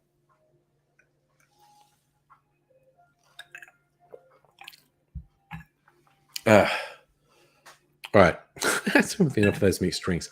I'll have some water now.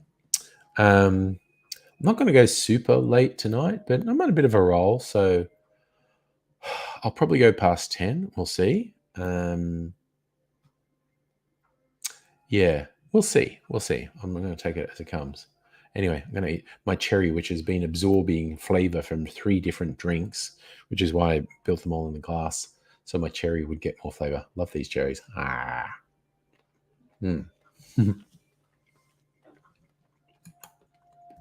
Slummy's out. Trans, queer, millennial. Wow, I said that well, didn't I? Trans, queer, millennial. No major party cares enough. Labor doesn't want you dead. They get a minority government, the Greens. Yeah, I honestly think that could, I've said this before, I think that could be a positive. If Labor formed a minority party with the support of the Greens, we might get some better policies. And if we had something at the federal level, like we've had in Victoria, with government actually making promises and delivering on them, and people going, I like that. They made a promise. I voted for them based on that. And then they delivered on it. Yay. And again, there's a list of flaws with the Andrews government I could bring up, but they at least do that. Whereas I just feel like federal Labor's not promising anything. They're just being Liberal Party light, which is a freaking drag as far as I'm concerned. Oh, shit. That was the vermouth bottle. I'm going to stick this in the recycling bin, which is just back here. We'll put this in here. And I'll actually take that out tomorrow. I'm going to drink some water. Get some peeing ASMR. There's probably an audience for that.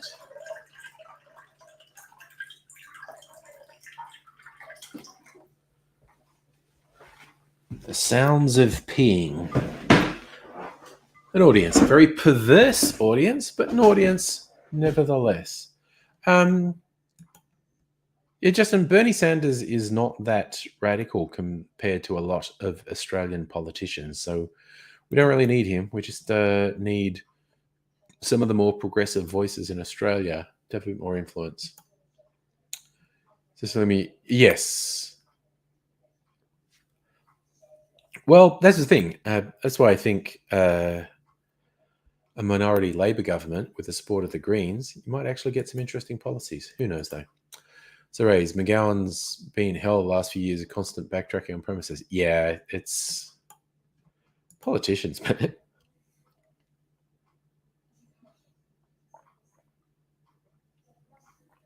That's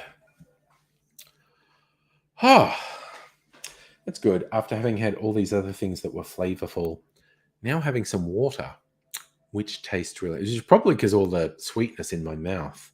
Like I just had that cherry, but also, some liqueurs in these drinks and whatnot. So I think there's a lot of residual sweetness in my mouth that makes the water taste really nice. I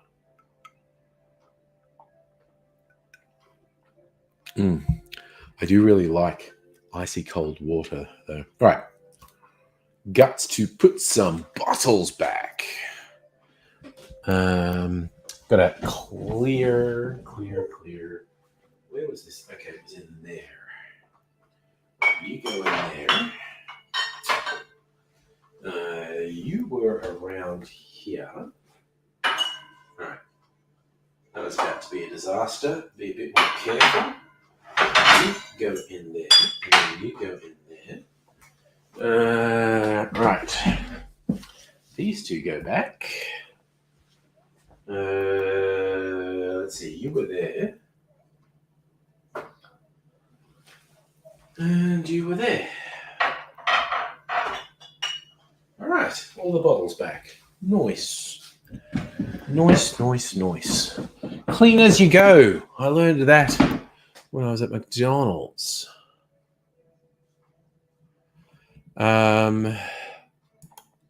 Justin, do you mean like all US presidents? I think that would be a step backwards. There's various Australian prime ministers I'd like to see in power now. I think basically any US president would be a backward step compared to some quality Australian prime ministers we've had over the last century. Tommy, say something smart, can't speak for powers. Yeah. Yeah, they're basically all a bit conservative. Oh no, you need to be spraying, you're having spiders.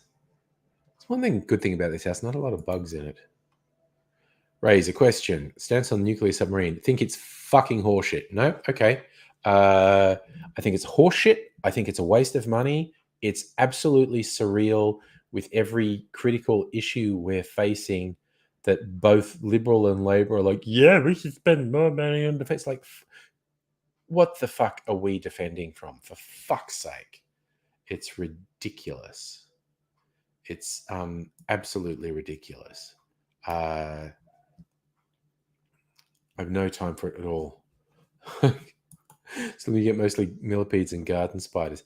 Yeah, for whatever, because we have lots of garden around. And like there's lots of spider webs like on our clothesline and stuff. But don't really get the bugs coming into the house. So, yeah. And yeah, I agree with you, Salumi. The idea of spending more on defense is stupid. Invest in health, housing, education, renewable energy, things that are actually going to be critical in the future.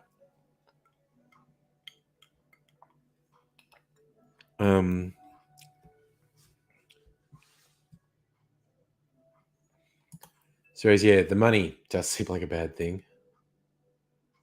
Yes, and again, the biggest waste of time and money, the plebiscite on marriage equality, when they knew beyond any doubt that there was overwhelming public support for it, it was just this fucking cop-out waste of money, and also just an excuse for the homophobes to be fucking pieces of shit.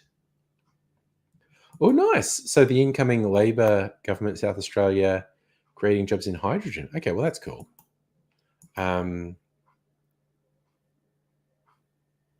Yes, so I mean, more a survey than a vote. But yeah, it was ridiculous. It was just, they knew beyond any doubt that there was overwhelming public support for marriage equality. It was just a sop to the hard right homophobic fuckheads. Justin, you think China will be nervous about Ukraine? Sign of what would happen if they invaded Taiwan. Yeah, we could kind of do without that, quite honestly. Wish we could stop worrying about labels. Don't care your ethnicity or gender. Good person, good person. Yeah, and I agree with you.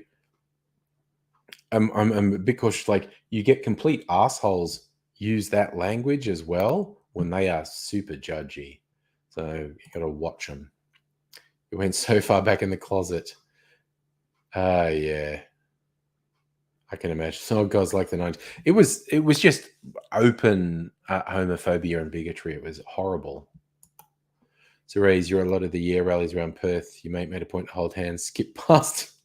Good on, fucking you rock, man. Good on you. Good on you. And yeah, the trauma, it was horrific. All it was submitting a huge number of people to unnecessary extreme trauma for stupid political expediency and point scoring. It was just the biggest load of shit. And the fact that these contemptible fucks in the Liberal Party want to do this thing like, yeah, we did marriage equality. Like, you did it in the worst way imaginable, you pieces of shit. It's just like, fuck them. Fuck them so hard. Hey, Brian. Thank you. I am greatly appreciative of your support. I tend to just do these streams now as a sanity thing. It's kind of working. Slimmy. Oh, yeah. No, the threats. Yeah, no. Oof. Okay. Yeah, in some ways, Adelaide's one of the more progressive places, but yeah. Yes, Raise, the LNP did the agenda in the worst way possible. Oh, God, the religious freedom was in the bigotry freedom thing. It's just, it's fucked. It's fucked. And Labor's been playing dumb games with it too. Politics is just shit. It's like a lot of people say to me, hey, why don't you go into politics? You know, you've got strong views. You have good views. I like that. It's because politics is evil. Politics is shit and fucked and corrupts people. Look, not that I'm not willing to be corrupted, quite honestly, but it's just like, ugh, politics is fucking shit. Politics debases pretty much everyone who gets involved in it. It's just the way it is. Politics just debases people and fucks them up. Oh yeah, and I agree. You told me, yeah, politics will destroy you. It's shit. Okay, so Salumi, Adelaide Fringe is great. It's when it's safest. Yeah, no, it's 2022. There's still these threats. Is Jesus? Oh yeah, yeah. It's definitely the religious freedom thing is a sop to the far right who are upset that they lost the major equality vote. Raise people bring up religion discussions. Remind them the church only accept gravity as real. Here's what they bring. It's often, as bad as many of the mainstream churches are, it's often not really the fault of the mainstream churches even. It's the politicians who try and leverage the extreme elements in religious groups, and it's just, ugh, it's yucky. Ugh, sorry. Little burpee coming out there. Little burpee. Whoa. That's a big one. Okay. I had to do the big one because the little one just wouldn't cut it. I can also burp on command. Can anyone else burp on command? I don't know. I know not everyone can. But when I feel a bit of pressure, I forcibly swallow some air and then push it back out. So sorry, I'm going to, Tommy, why don't I go into politics? Yes, you were asked, why don't you go into politics? Because you have a fucking soul, and politics will destroy your soul. And yes, the Hillsong implosion, just because they're a creepy fucking cult.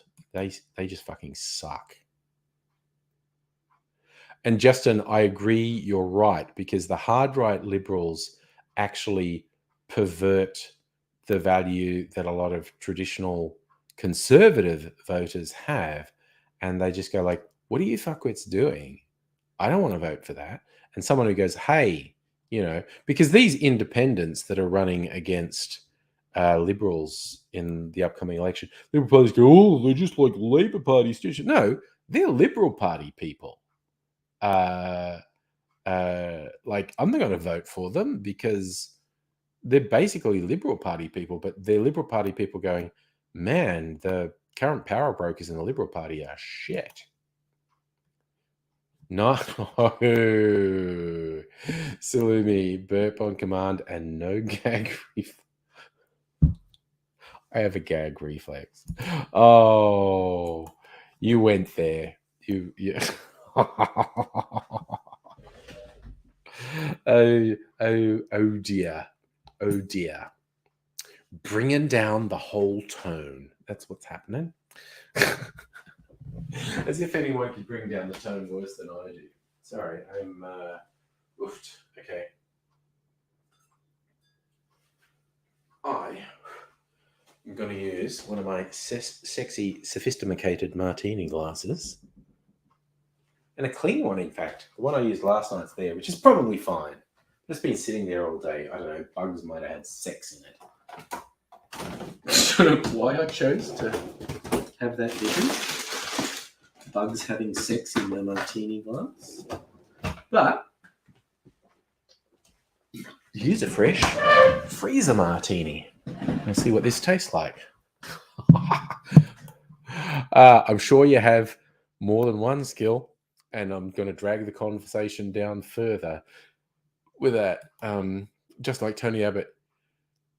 Yes, and that was a key thing that Abbott didn't seem to understand. He wasn't representing his own electorate. So oh God, UAP. No, they won't win any seats. That's just a fucking scam to redirect votes back to the Liberal Party for people who think they're voting against the Liberal Party.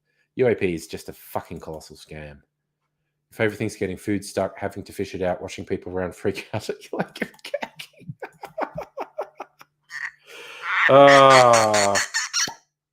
That's a satisfying noise, wasn't it?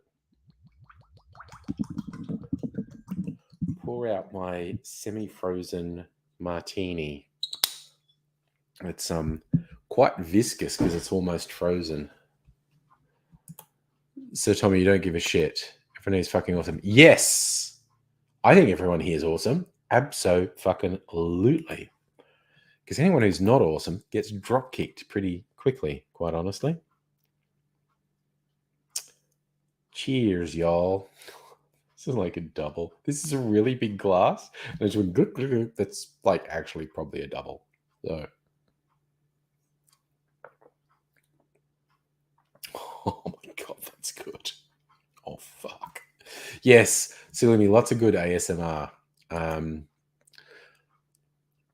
was joking about it with some people who should like do a cocktail ASMR video. And then I found someone's done it.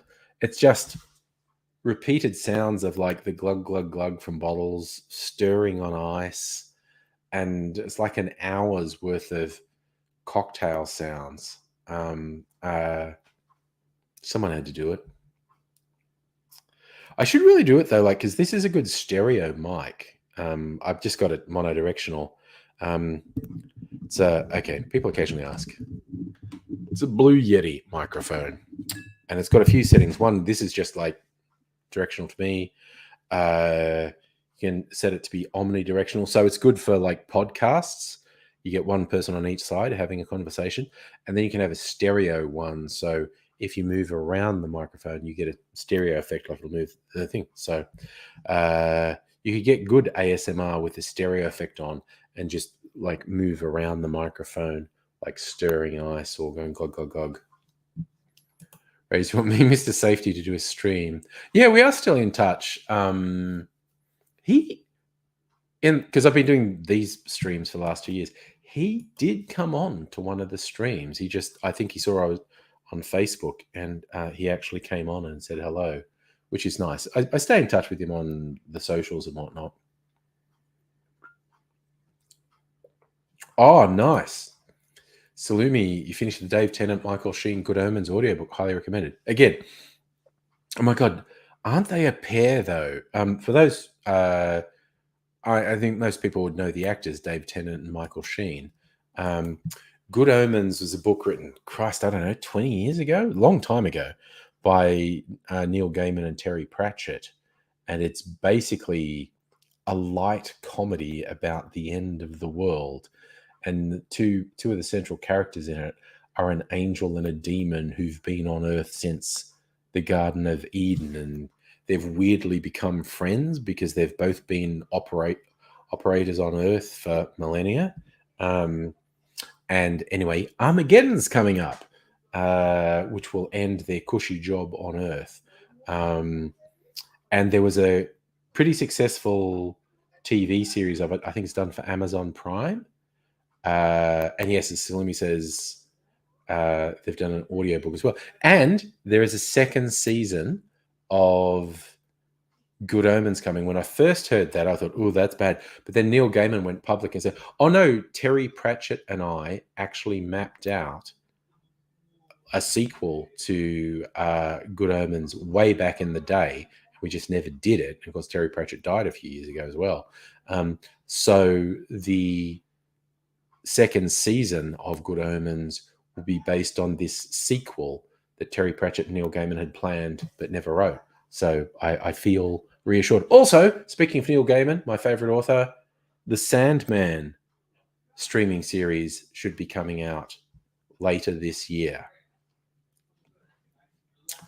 So, Salumi, Unequal Affections, a great book. Did the audiobook because you need noise, based off Elizabeth Bennet saying yes to Mr. Darcy the first time he proposes. Okay, that's really interesting. I haven't heard of that one. Oh, yeah, Dave Tennant and Michael Sheen. Dave Tennant plays the demon Crowley. Michael Sheen plays the angel Azraphale, and they are great. I am also keen for season 2. Like I said, my initial thought when they said season 2, I was like, ugh. But then Neil Gaiman said, no, this was a thing Terry and I had planned, and it was just like sitting in a notebook for years. Oh, yeah. Oh, Rays. I'm a big believer. The Hannah Gadsby special, the one that got all the attention, which was from about 5 years ago now. I think she did the Melbourne Comedy Festival. It was a long time ago, like at least 3, 4, 5 years ago. And there was a subsequent one as well.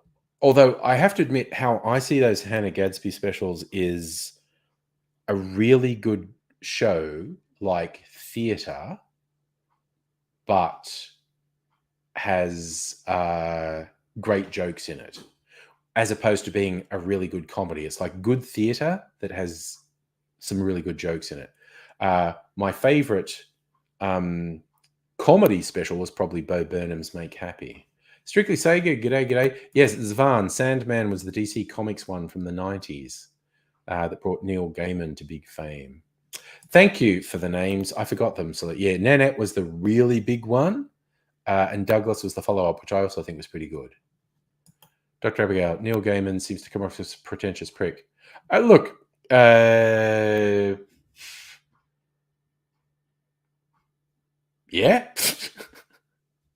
I just think I think he's an extremely good writer. And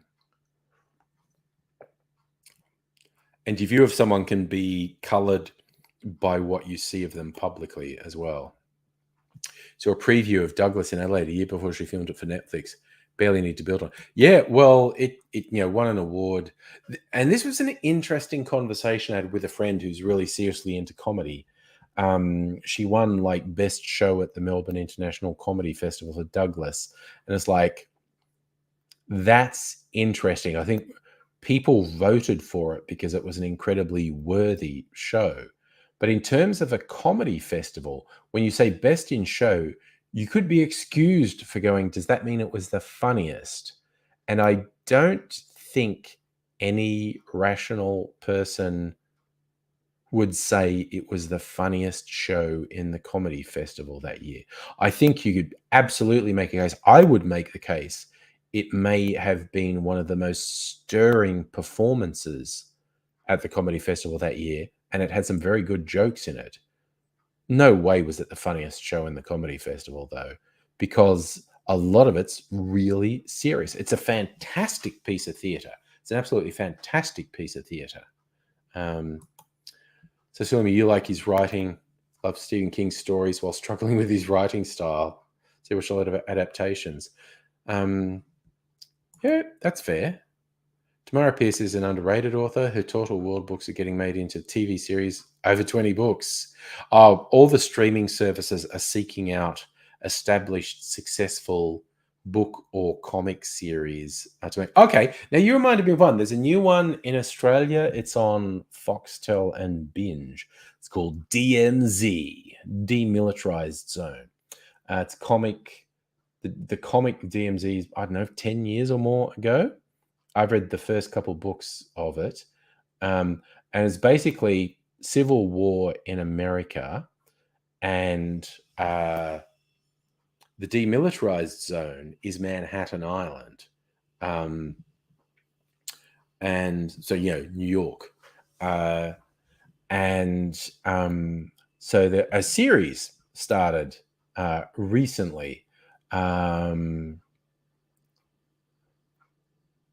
I've watched the first, I think, 3 episodes. And okay, the TV adaptation, for some reason, they have gone with a completely different story to the comic.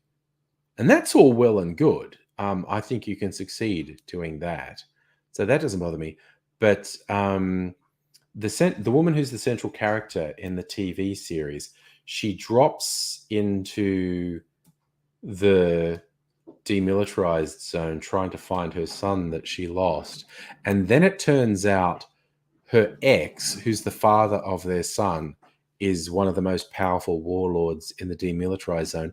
And the other most powerful warlord is a guy she used to work with. So she just drops into this place. She knows the 2 most powerful people there. She suddenly becomes like the most important person there. She does these political rallies and everyone else is like, okay, so you got this character out of nowhere, becomes the most important person in this zone. And I'm just like, ugh. No, I'm not really feeling it. So, Abigail, it does make him a bad writer talking about Neil Gaiman. Makes it hard to enjoy, make it bad to enjoy his writing. You enjoy Arthur C. Clarke despite the whole pedophile allegations and escape to. So yeah, and that's slightly more serious than being a wanker. So tell me, as a queer trans person, you had a realization last year, last 10 years, you've been queer and trans comedy shows. Yeah, because you'd feel safe. I freaking feel that. Hope you chased a spider in your room so you could chill it. He's smart but not deadly. So he's kind of like, this thing's weird, but human will kill it for me if I take it in there. And Dr. Abbott, as a trans woman, recognize you have passing privilege, not have to think about safety from transphobias very often. It's, man, as a cis-het white guy, everything's fine as far as I'm concerned. I said, there was a great web comic I saw, and it's 2 eagles that are obviously in a relationship, and they're sitting, and one eagle says to the other, "Do you think Mr. Owl is a predator?" And the other eagle says, "Mr. Owl has never done anything predatory towards me. I think Mr. Owl's fine." And the first eagle goes, "Yes, I have no idea what Mr. Mouse is complaining about." She's like, oh my God. I love that. Yes, Dr. Bell. Human, the creature has too many legs. Dispose of it. Yes. Okay, that's funny. Neither of my cats do that. Mimsy is stupid and senile. Like, she's very advanced. I think equivalent human years. I'm not joking. Mimsy's about 80. Her health is failing, and I think her brain is failing too. I think in human years, Shadow's about my age now, so she's doing fine. She's fine. So Tommy, old long lost high school buddy, recently came out as trans. Your friends again. She's awesome. Slippins. Oh, okay. This is the thing. It can be a challenge when I have faced this multiple times, when you've known someone before they come out, and then you go, okay, I'm going to do the right thing. I think the big thing is when you slip, acknowledge it and went, oh, I'm sorry, that was fucked. Sorry, my brain, my bad. I'm really sorry. But yeah. So when you're at the point where your chest's getting muscular on T, haven't had enough boob atrophy, so binding's not helpful. Crowdfund the digital. Sorry. I love the way you express it. It's so funny. Yeet it in the next couple of years. Yep. Okay. Fair. Dr. Ray, you have a stick insect. Son has a stick exit named Mr. Legs. And the cat's trying to break into its enclosure to eat it. I can imagine the cats being fascinated with the bugs in the glass cages. And of course, you know, the glass, it's like I can see through it. It's the hard air. And that thing is fascinating me. And I want to chomp it. Yeah. I could absolutely see cats wanting to chomp a stick insect. It's like, it's a stick, but it's moving. I want to crush it.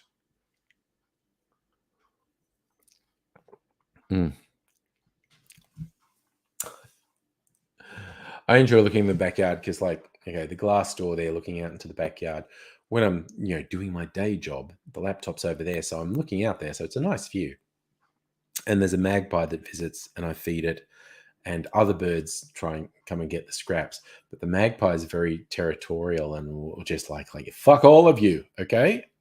And she'll eat as much as she wants. I find it hilarious when she doesn't want to eat anymore, but she's also like, but you know what? This is my fucking territory. Fuck you.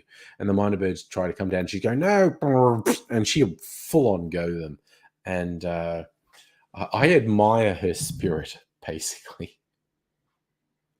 Just really saying, it's my territory until I say I'm finished. And yeah, I'm not eating, but you know what? You can't have it because fuck you. So Ray's, one of your close friends from City Days came out as trans. Yeah, you can sleep from time to time. But yes, and that is the amazing thing when you see someone who feels comfortable coming out and you realize how happy they are now. It's like, ah.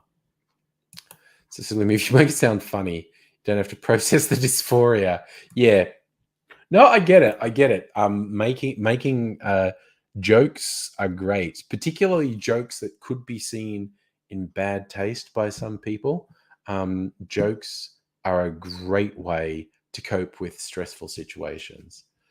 I feel like humans have always done that. So, Salumi, you made your local Maggie so happy when you refilled her water bowl. A couple of days later, then almost so she was very loud. Oh, I often get in the mornings, either I will get my magpie who I have named Jessie. And I named her Jessie because when she first started coming into the yard, I did not know if she was male or female because, little tip, black and white magpies. Adult males, the white is very white. Adult females, the white bit is actually grey. Adolescent males, the white bit is also quite grey. It doesn't go fully white till they're adult. So when Jessie first started coming into the yard, I didn't know if she was an adult female or an adolescent female or an adolescent male. So I just called her Jessie because that was a nice unisex name. And she's been there long enough that I now know she's female. And so, yeah.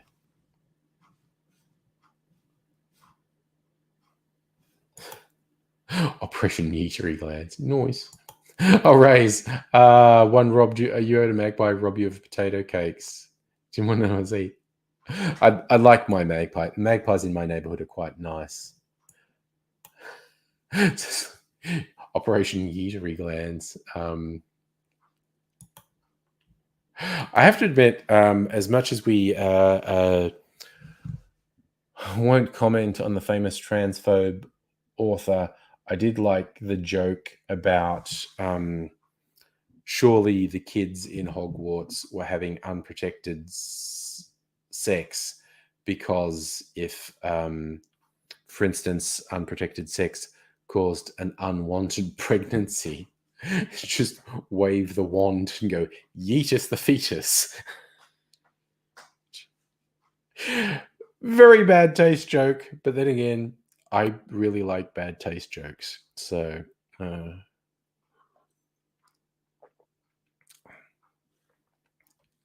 yeah, no, Rays, I want to be friends with the magpies so they do my bidding. Absolutely.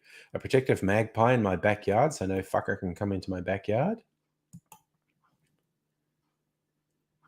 Ah, that's an excellent one, Abigail. A friend having a hysterectomy, calling it Operation Yeeterus.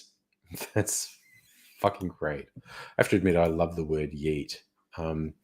Of the various slang terms that have been popularized on the internet in the last 5 years or so, yeet is one of my favorites. It's such a funny because it's onomatopoeia.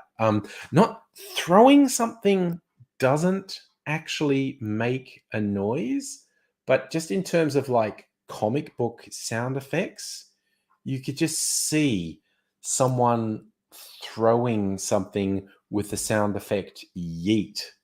It just cracks me up. I love it. Oh God. Tommy, you had to turn the sound again. Abra's awake, purring as she gets. Cats, aren't they amazing? Yes. Oh my God, do you know what I found out last night? Because, okay, so stream went late last night. Friday nights I was like, I tend to sleep on the lounge after a Friday night stream rather than go in the bedroom middle of the fucking night and wake Mrs. Angry up, which just seems rude, quite honestly. So I tend to sleep on the lounge. And recently, Mrs. Angry's been, when we've been watching TV, we have one of those L-shaped lounges. She's been reclining and she lets Mimsy sit on her while she's reclining, which Mimsy loves. Mimsy loves sitting on humans. And so last night, for the first time this has happened to me, I slept on the lounge and I woke up and Mimsy's just fucking sitting. She's asleep. She's sitting on me.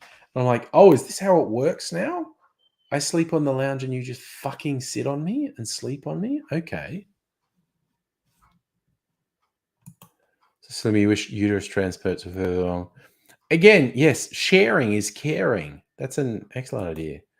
And Dr. Abigail, I remember a time when plastic surgery was taboo. Nowadays, you mention Botox.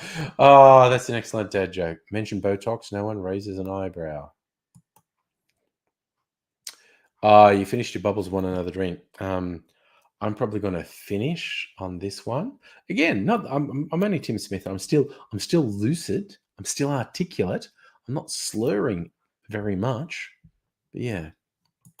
Strictly say you imagine Yeet pulling something. Yes.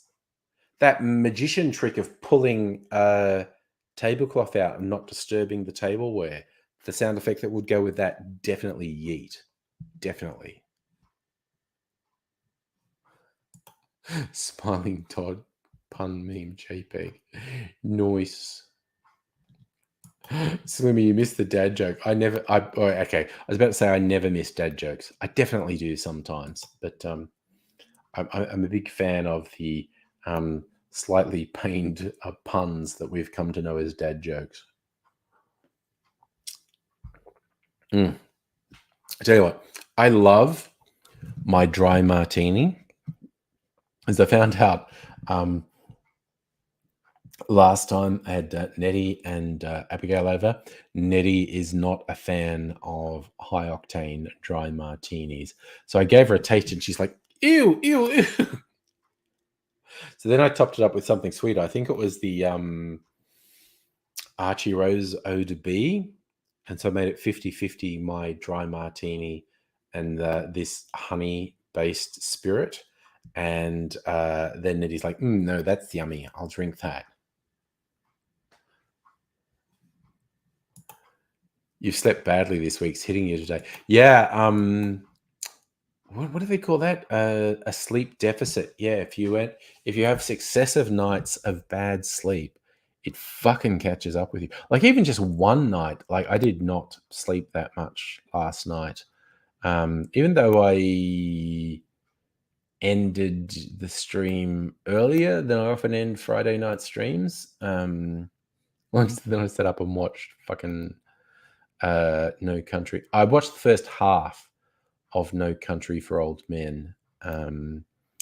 And I actually watched the second half of it this afternoon. But so at 6 o'clock, I woke up on the lounge. I thought I'm going to go into bed. I go into bed and snuggle with Mrs. Angry for a couple of hours. And then I got up and it was okay. But it's like for most of the morning and through lunch, I was like, yeah, no, I have not slept enough. I've definitely not slept enough. So in the early mid-afternoon, I had like a half hour or so nap, which helped heaps. But I am probably going to sleep like a fucking rock tonight. So I might not be on the stream that much longer. Very gently sipping my way through this martini because it's very nice. It's also very potent. It's very strong. I just, for a moment, then I just had an impulse to go through all my gin bottles over there and work out. There must be some that are almost empty, and I should highlight them and use them to top up my freezer martini. Because an empty bottle, more shelf space. And I'm not sure. I opened my new bottle of Navy Strength gin because I think I emptied the last one, but part of my brain is I'm honestly not sure. So I feel like I want to pull all my gins out. I want to inventory my gins and be very sure of what gins I have and how much is in what bottle, and basically manage that. And I was tempted to just go over and do it now. And that's kind of a rude thing to do during a stream. I might just do it tomorrow. Dr. Abigail, you have delayed sleep phase disorder. Feel like you've had jet lag for 15 years. Jesus. You had regular sleep for a month? Fucking magical. Surprisingly used to just living with the feeling of jet lag. I guess we adapt as humans. Like oh man, how long have I had the fucking CPAP machine now? About a year? I haven't even marked when I first got the CPAP machine, so I don't remember how long ago I got it. Because we realized my breathing was fucked, and I was doing gross snoring that was keeping Mrs. Angry awake at night. And then because of what turned out to be a false positive for colon cancer scan, because once you pass 50, the government gets interested in your poo. And every couple of years they say, hey, why don't you send us some poo and we'll run a test on it, because we want to try and catch colon cancer early. Because if we don't catch it early, it'll fucking kill you. And yeah. So yeah, when I went in to be checked for colon cancer, that was the old spit roast. They put one tube down my throat and one tube up my butt to check me out. And the anesthesiologist said, we had a little discussion before I went in, and he's like, snoring. And my partner thinks I maybe have sleep apnea. And he goes, oh, well, I'm going to keep an eye out for it while you're under anesthesia. And when I came out, he came out and said, yeah, you totally do. We do sleep studies here at this hospital.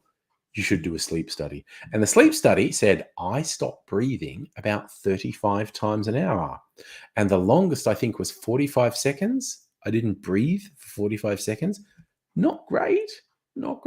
So now I wear a CPAP machine. Raze, thanks for hanging out, man. It's been really good to see you. Take care, brew. It was a real... So I'm not sure if it's been a year. I probably wrote it on Facebook, so I might get a Facebook memory at some point. But yeah, the sleep study said you stop breathing 35 times an hour. And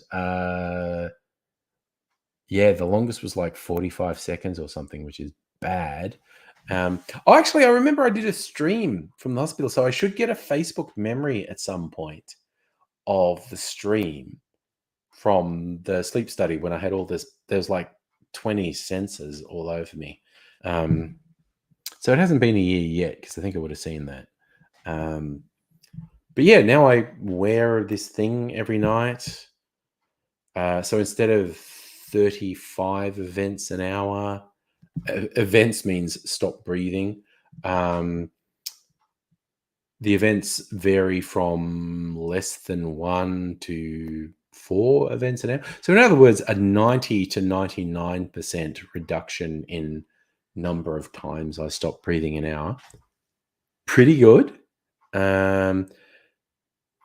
It can be clunky. Sometimes, some nights, I find it more difficult to sleep than others with this fucking headgear on. And also, I have an app on my phone that scores me. I actually score my sleep. I have gamified sleep. It's like, so I go on and go each morning, and it's like, okay, I've got my little thing. What was my score last night? Oh, really? You're not fucking giving me any data for last night. Wait, yes, it is. April 4, events, 2.4, on off, 1. Wait, usage was, yeah, I only had the thing on for 5 hours last night. So that's not good. But yes, this thing that measures how good the seal is on my nose. I put this thing on my nose. And the events, I look at this month, the number of events has ranged from less than 1 an hour, like to 0.3 events an hour, to 4 events, not 5. Oh no, here's a 5. Oh my God. The New Year's Eve one was probably 2020 with you and Nettie here, where we just went wild. Yeah.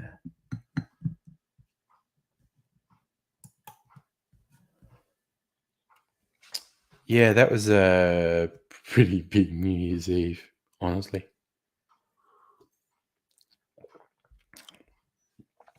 But yeah, it's kind of weird and funny to gamify your sleep. Like literally every day I wake up and I've got it now and go, how good did I sleep last night? What was my sleep score? Like, I hope to get 100%. I'll show you my score. So, okay, let's try and get a thing in there. Oh no, that's not what I wanted to show you. I got 79. That's a very low score because I don't think. Okay, so you can see. I'll do that. You see a lot. In fact, most of the scores are 100% or very close to. They're like 97, 98. So I quite, like that. But that's the thing I do. I gamify my sleep. I have a score every day.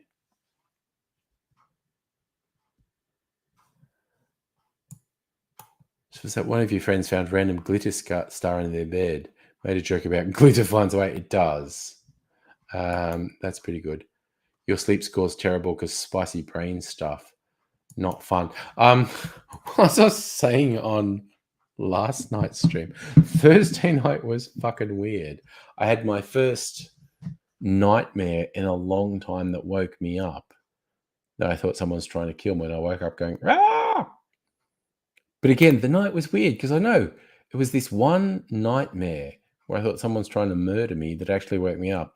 And the rest of the night was weird sex dreams. So, and no, I'm not going into detail. Just trust me, if I have weird sex dreams, they're weird. And yes, in the unasked question, whoever's asking, was I in it? Yes, you were. You were in it. So, yeah.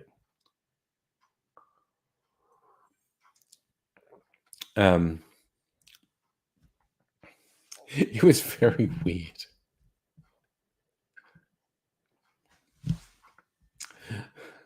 So, Salimi, when you're sleeping, your brain, would you like a traumatic memory? Could you not? Yeah, no, I'm going to give you trauma flashback.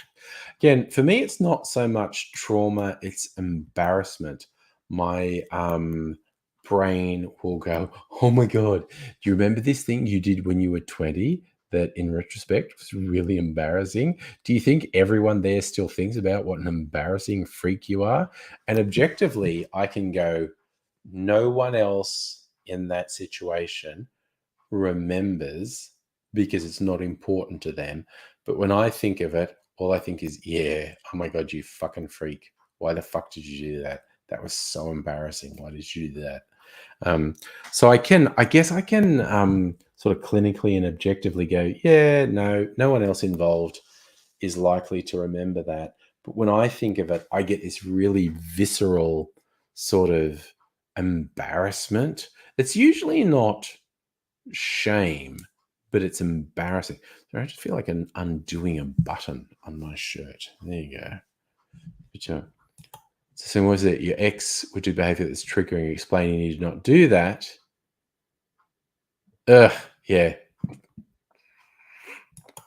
People not understanding that certain behaviors can trigger traumatic memories. And I honestly, I don't have a lot.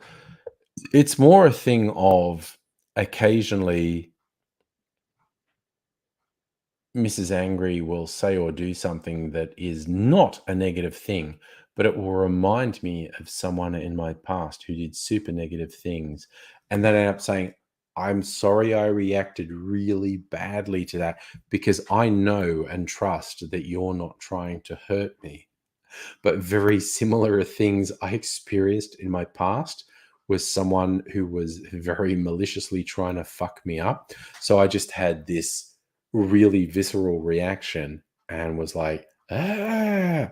And you looked at me like, what are you doing? And I can see objectively, you're not doing bad. And this is where I think there's a difference between someone doing something that's actually shitty that triggers a memory of someone else doing something shitty and someone doing something that's actually quite reasonable, but triggers a memory in your brain of someone in your past who was actually extremely malicious.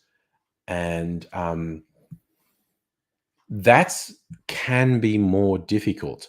And again, it can be a fine line.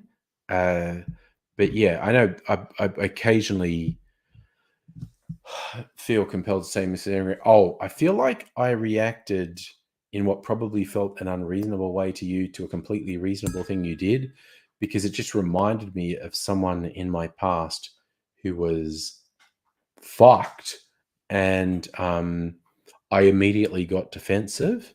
And so I think there's a difference when someone does something that is objectively fucked and you go, oh no, you've triggered all these memories because you did a fucked thing and it triggered all these other things. Whereas there can also be a situation where someone does something that's not fucked, that's not negative, but just because you experienced something bad before, it triggers a reaction in you. And that's the one where I feel compelled to say to Mrs. Angry, I know you didn't do anything bad then, but it just made me remember something bad.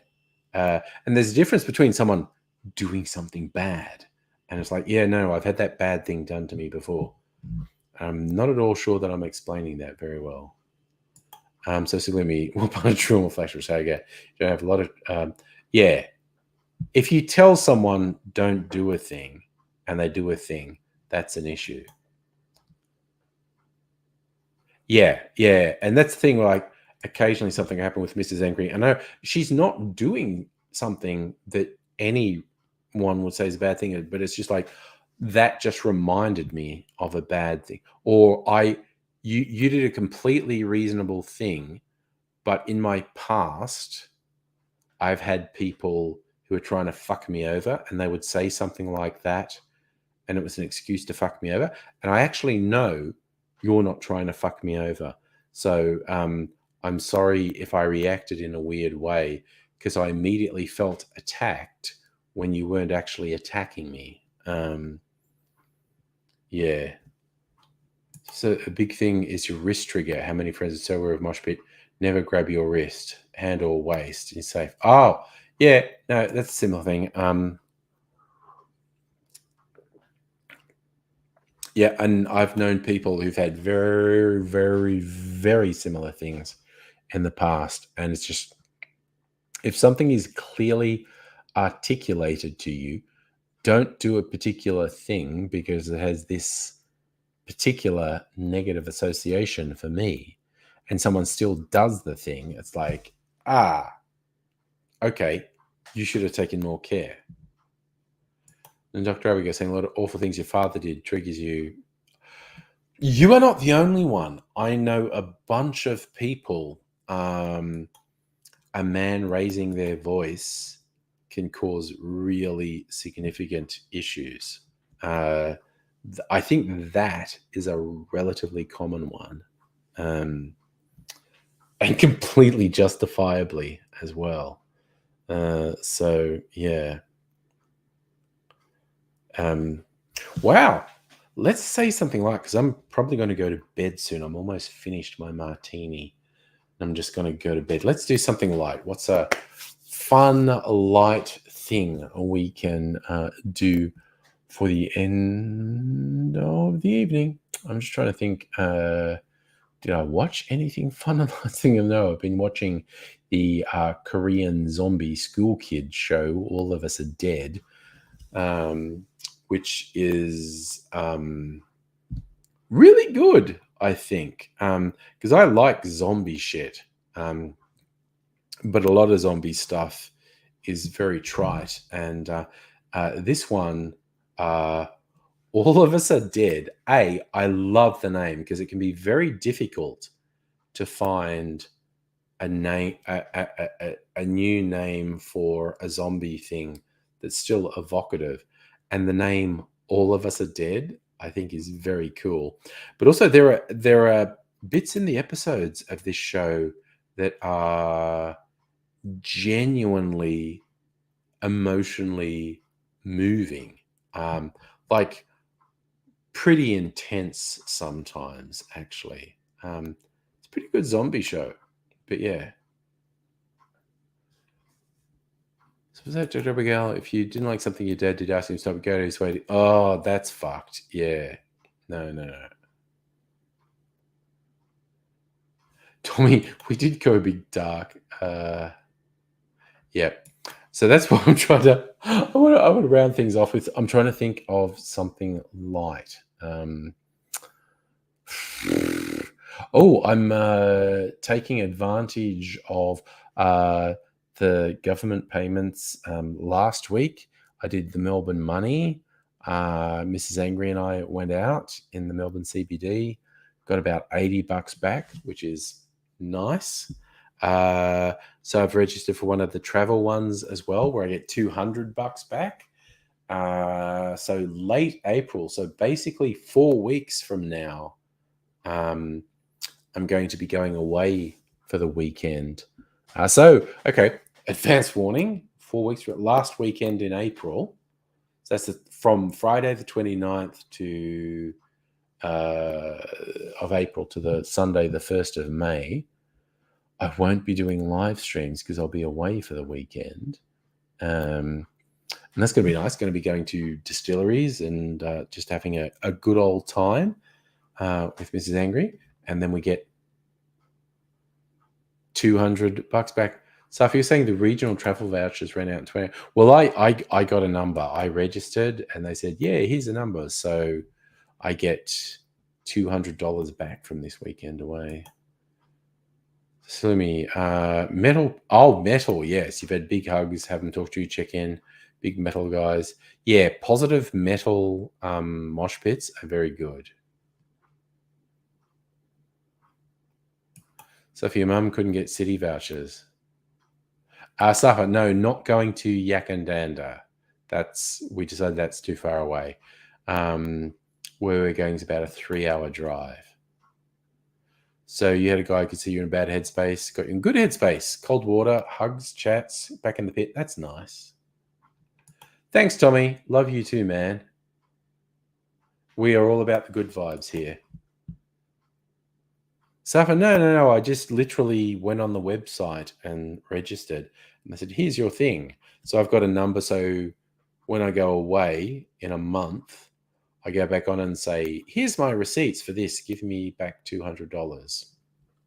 And yes, Safa, Yak is about a 4-hour drive. We're going places less than a 3-hour drive. It's near the Great Ocean Road. Talking about, yes, big metal guys can be good. Skinny punk dudes, not so great with that. It's because they're too bony. Skinny punk dudes are too bony. You need big metal guys. They've got a bit more cushioning. Good for the hugs. Metal Pit's biggest thing you've missed during COVID. Yeah, just really intense human contact. I can see that being a thing you missed. All right, what are we? 10:30. Okay, I'm going to make tonight a fairly conservative night. I'm going to wrap things up now and go to sleepy bobos. We'll be doing a stream tomorrow night because Mrs. Angry and I go again. Oh, Abigail, because we talked up when we went out to Brogan's Way and made it sound so good. Mrs. Angry is basically, well, I want to go there. So we're going to Brogan's Way, which should be good tomorrow. So be a fun time out. I will be interested if the same guys are there tomorrow that were there when we were there a couple of weeks ago. But yeah, going back to Brogan's Way tomorrow. Oh, that's okay. Slim, if you're doing sewing shenanigans, that's good. Oh my God, Tommy, you got to meet NoFX. Yeah, cool guys. So, Safa, no, probably yes, a stream. Something weird would have to happen to not do a stream tomorrow night. So, probably yes, a stream tomorrow night. I'll be going out for like lunch in the afternoon, but then I'll be home. So, probably stream tomorrow night. I'll probably be in a good mood because I will have had a nice outing with Mrs. Angry, which always puts me in a good mood. I'll be back tomorrow night. And we shall see what happens then. Just be a bit of chill out. Tonight has been really good. Very much enjoyed everyone's company. A good mix, playing a bit of Red Dead, having a couple of drinks, and now going to bed. And I feel like I'm probably going to sleep like a fucking rock because I did not sleep that much last night because of the stream and whatnot. But anyway, go to bed. So you all take care. You all look after yourselves. I look forward to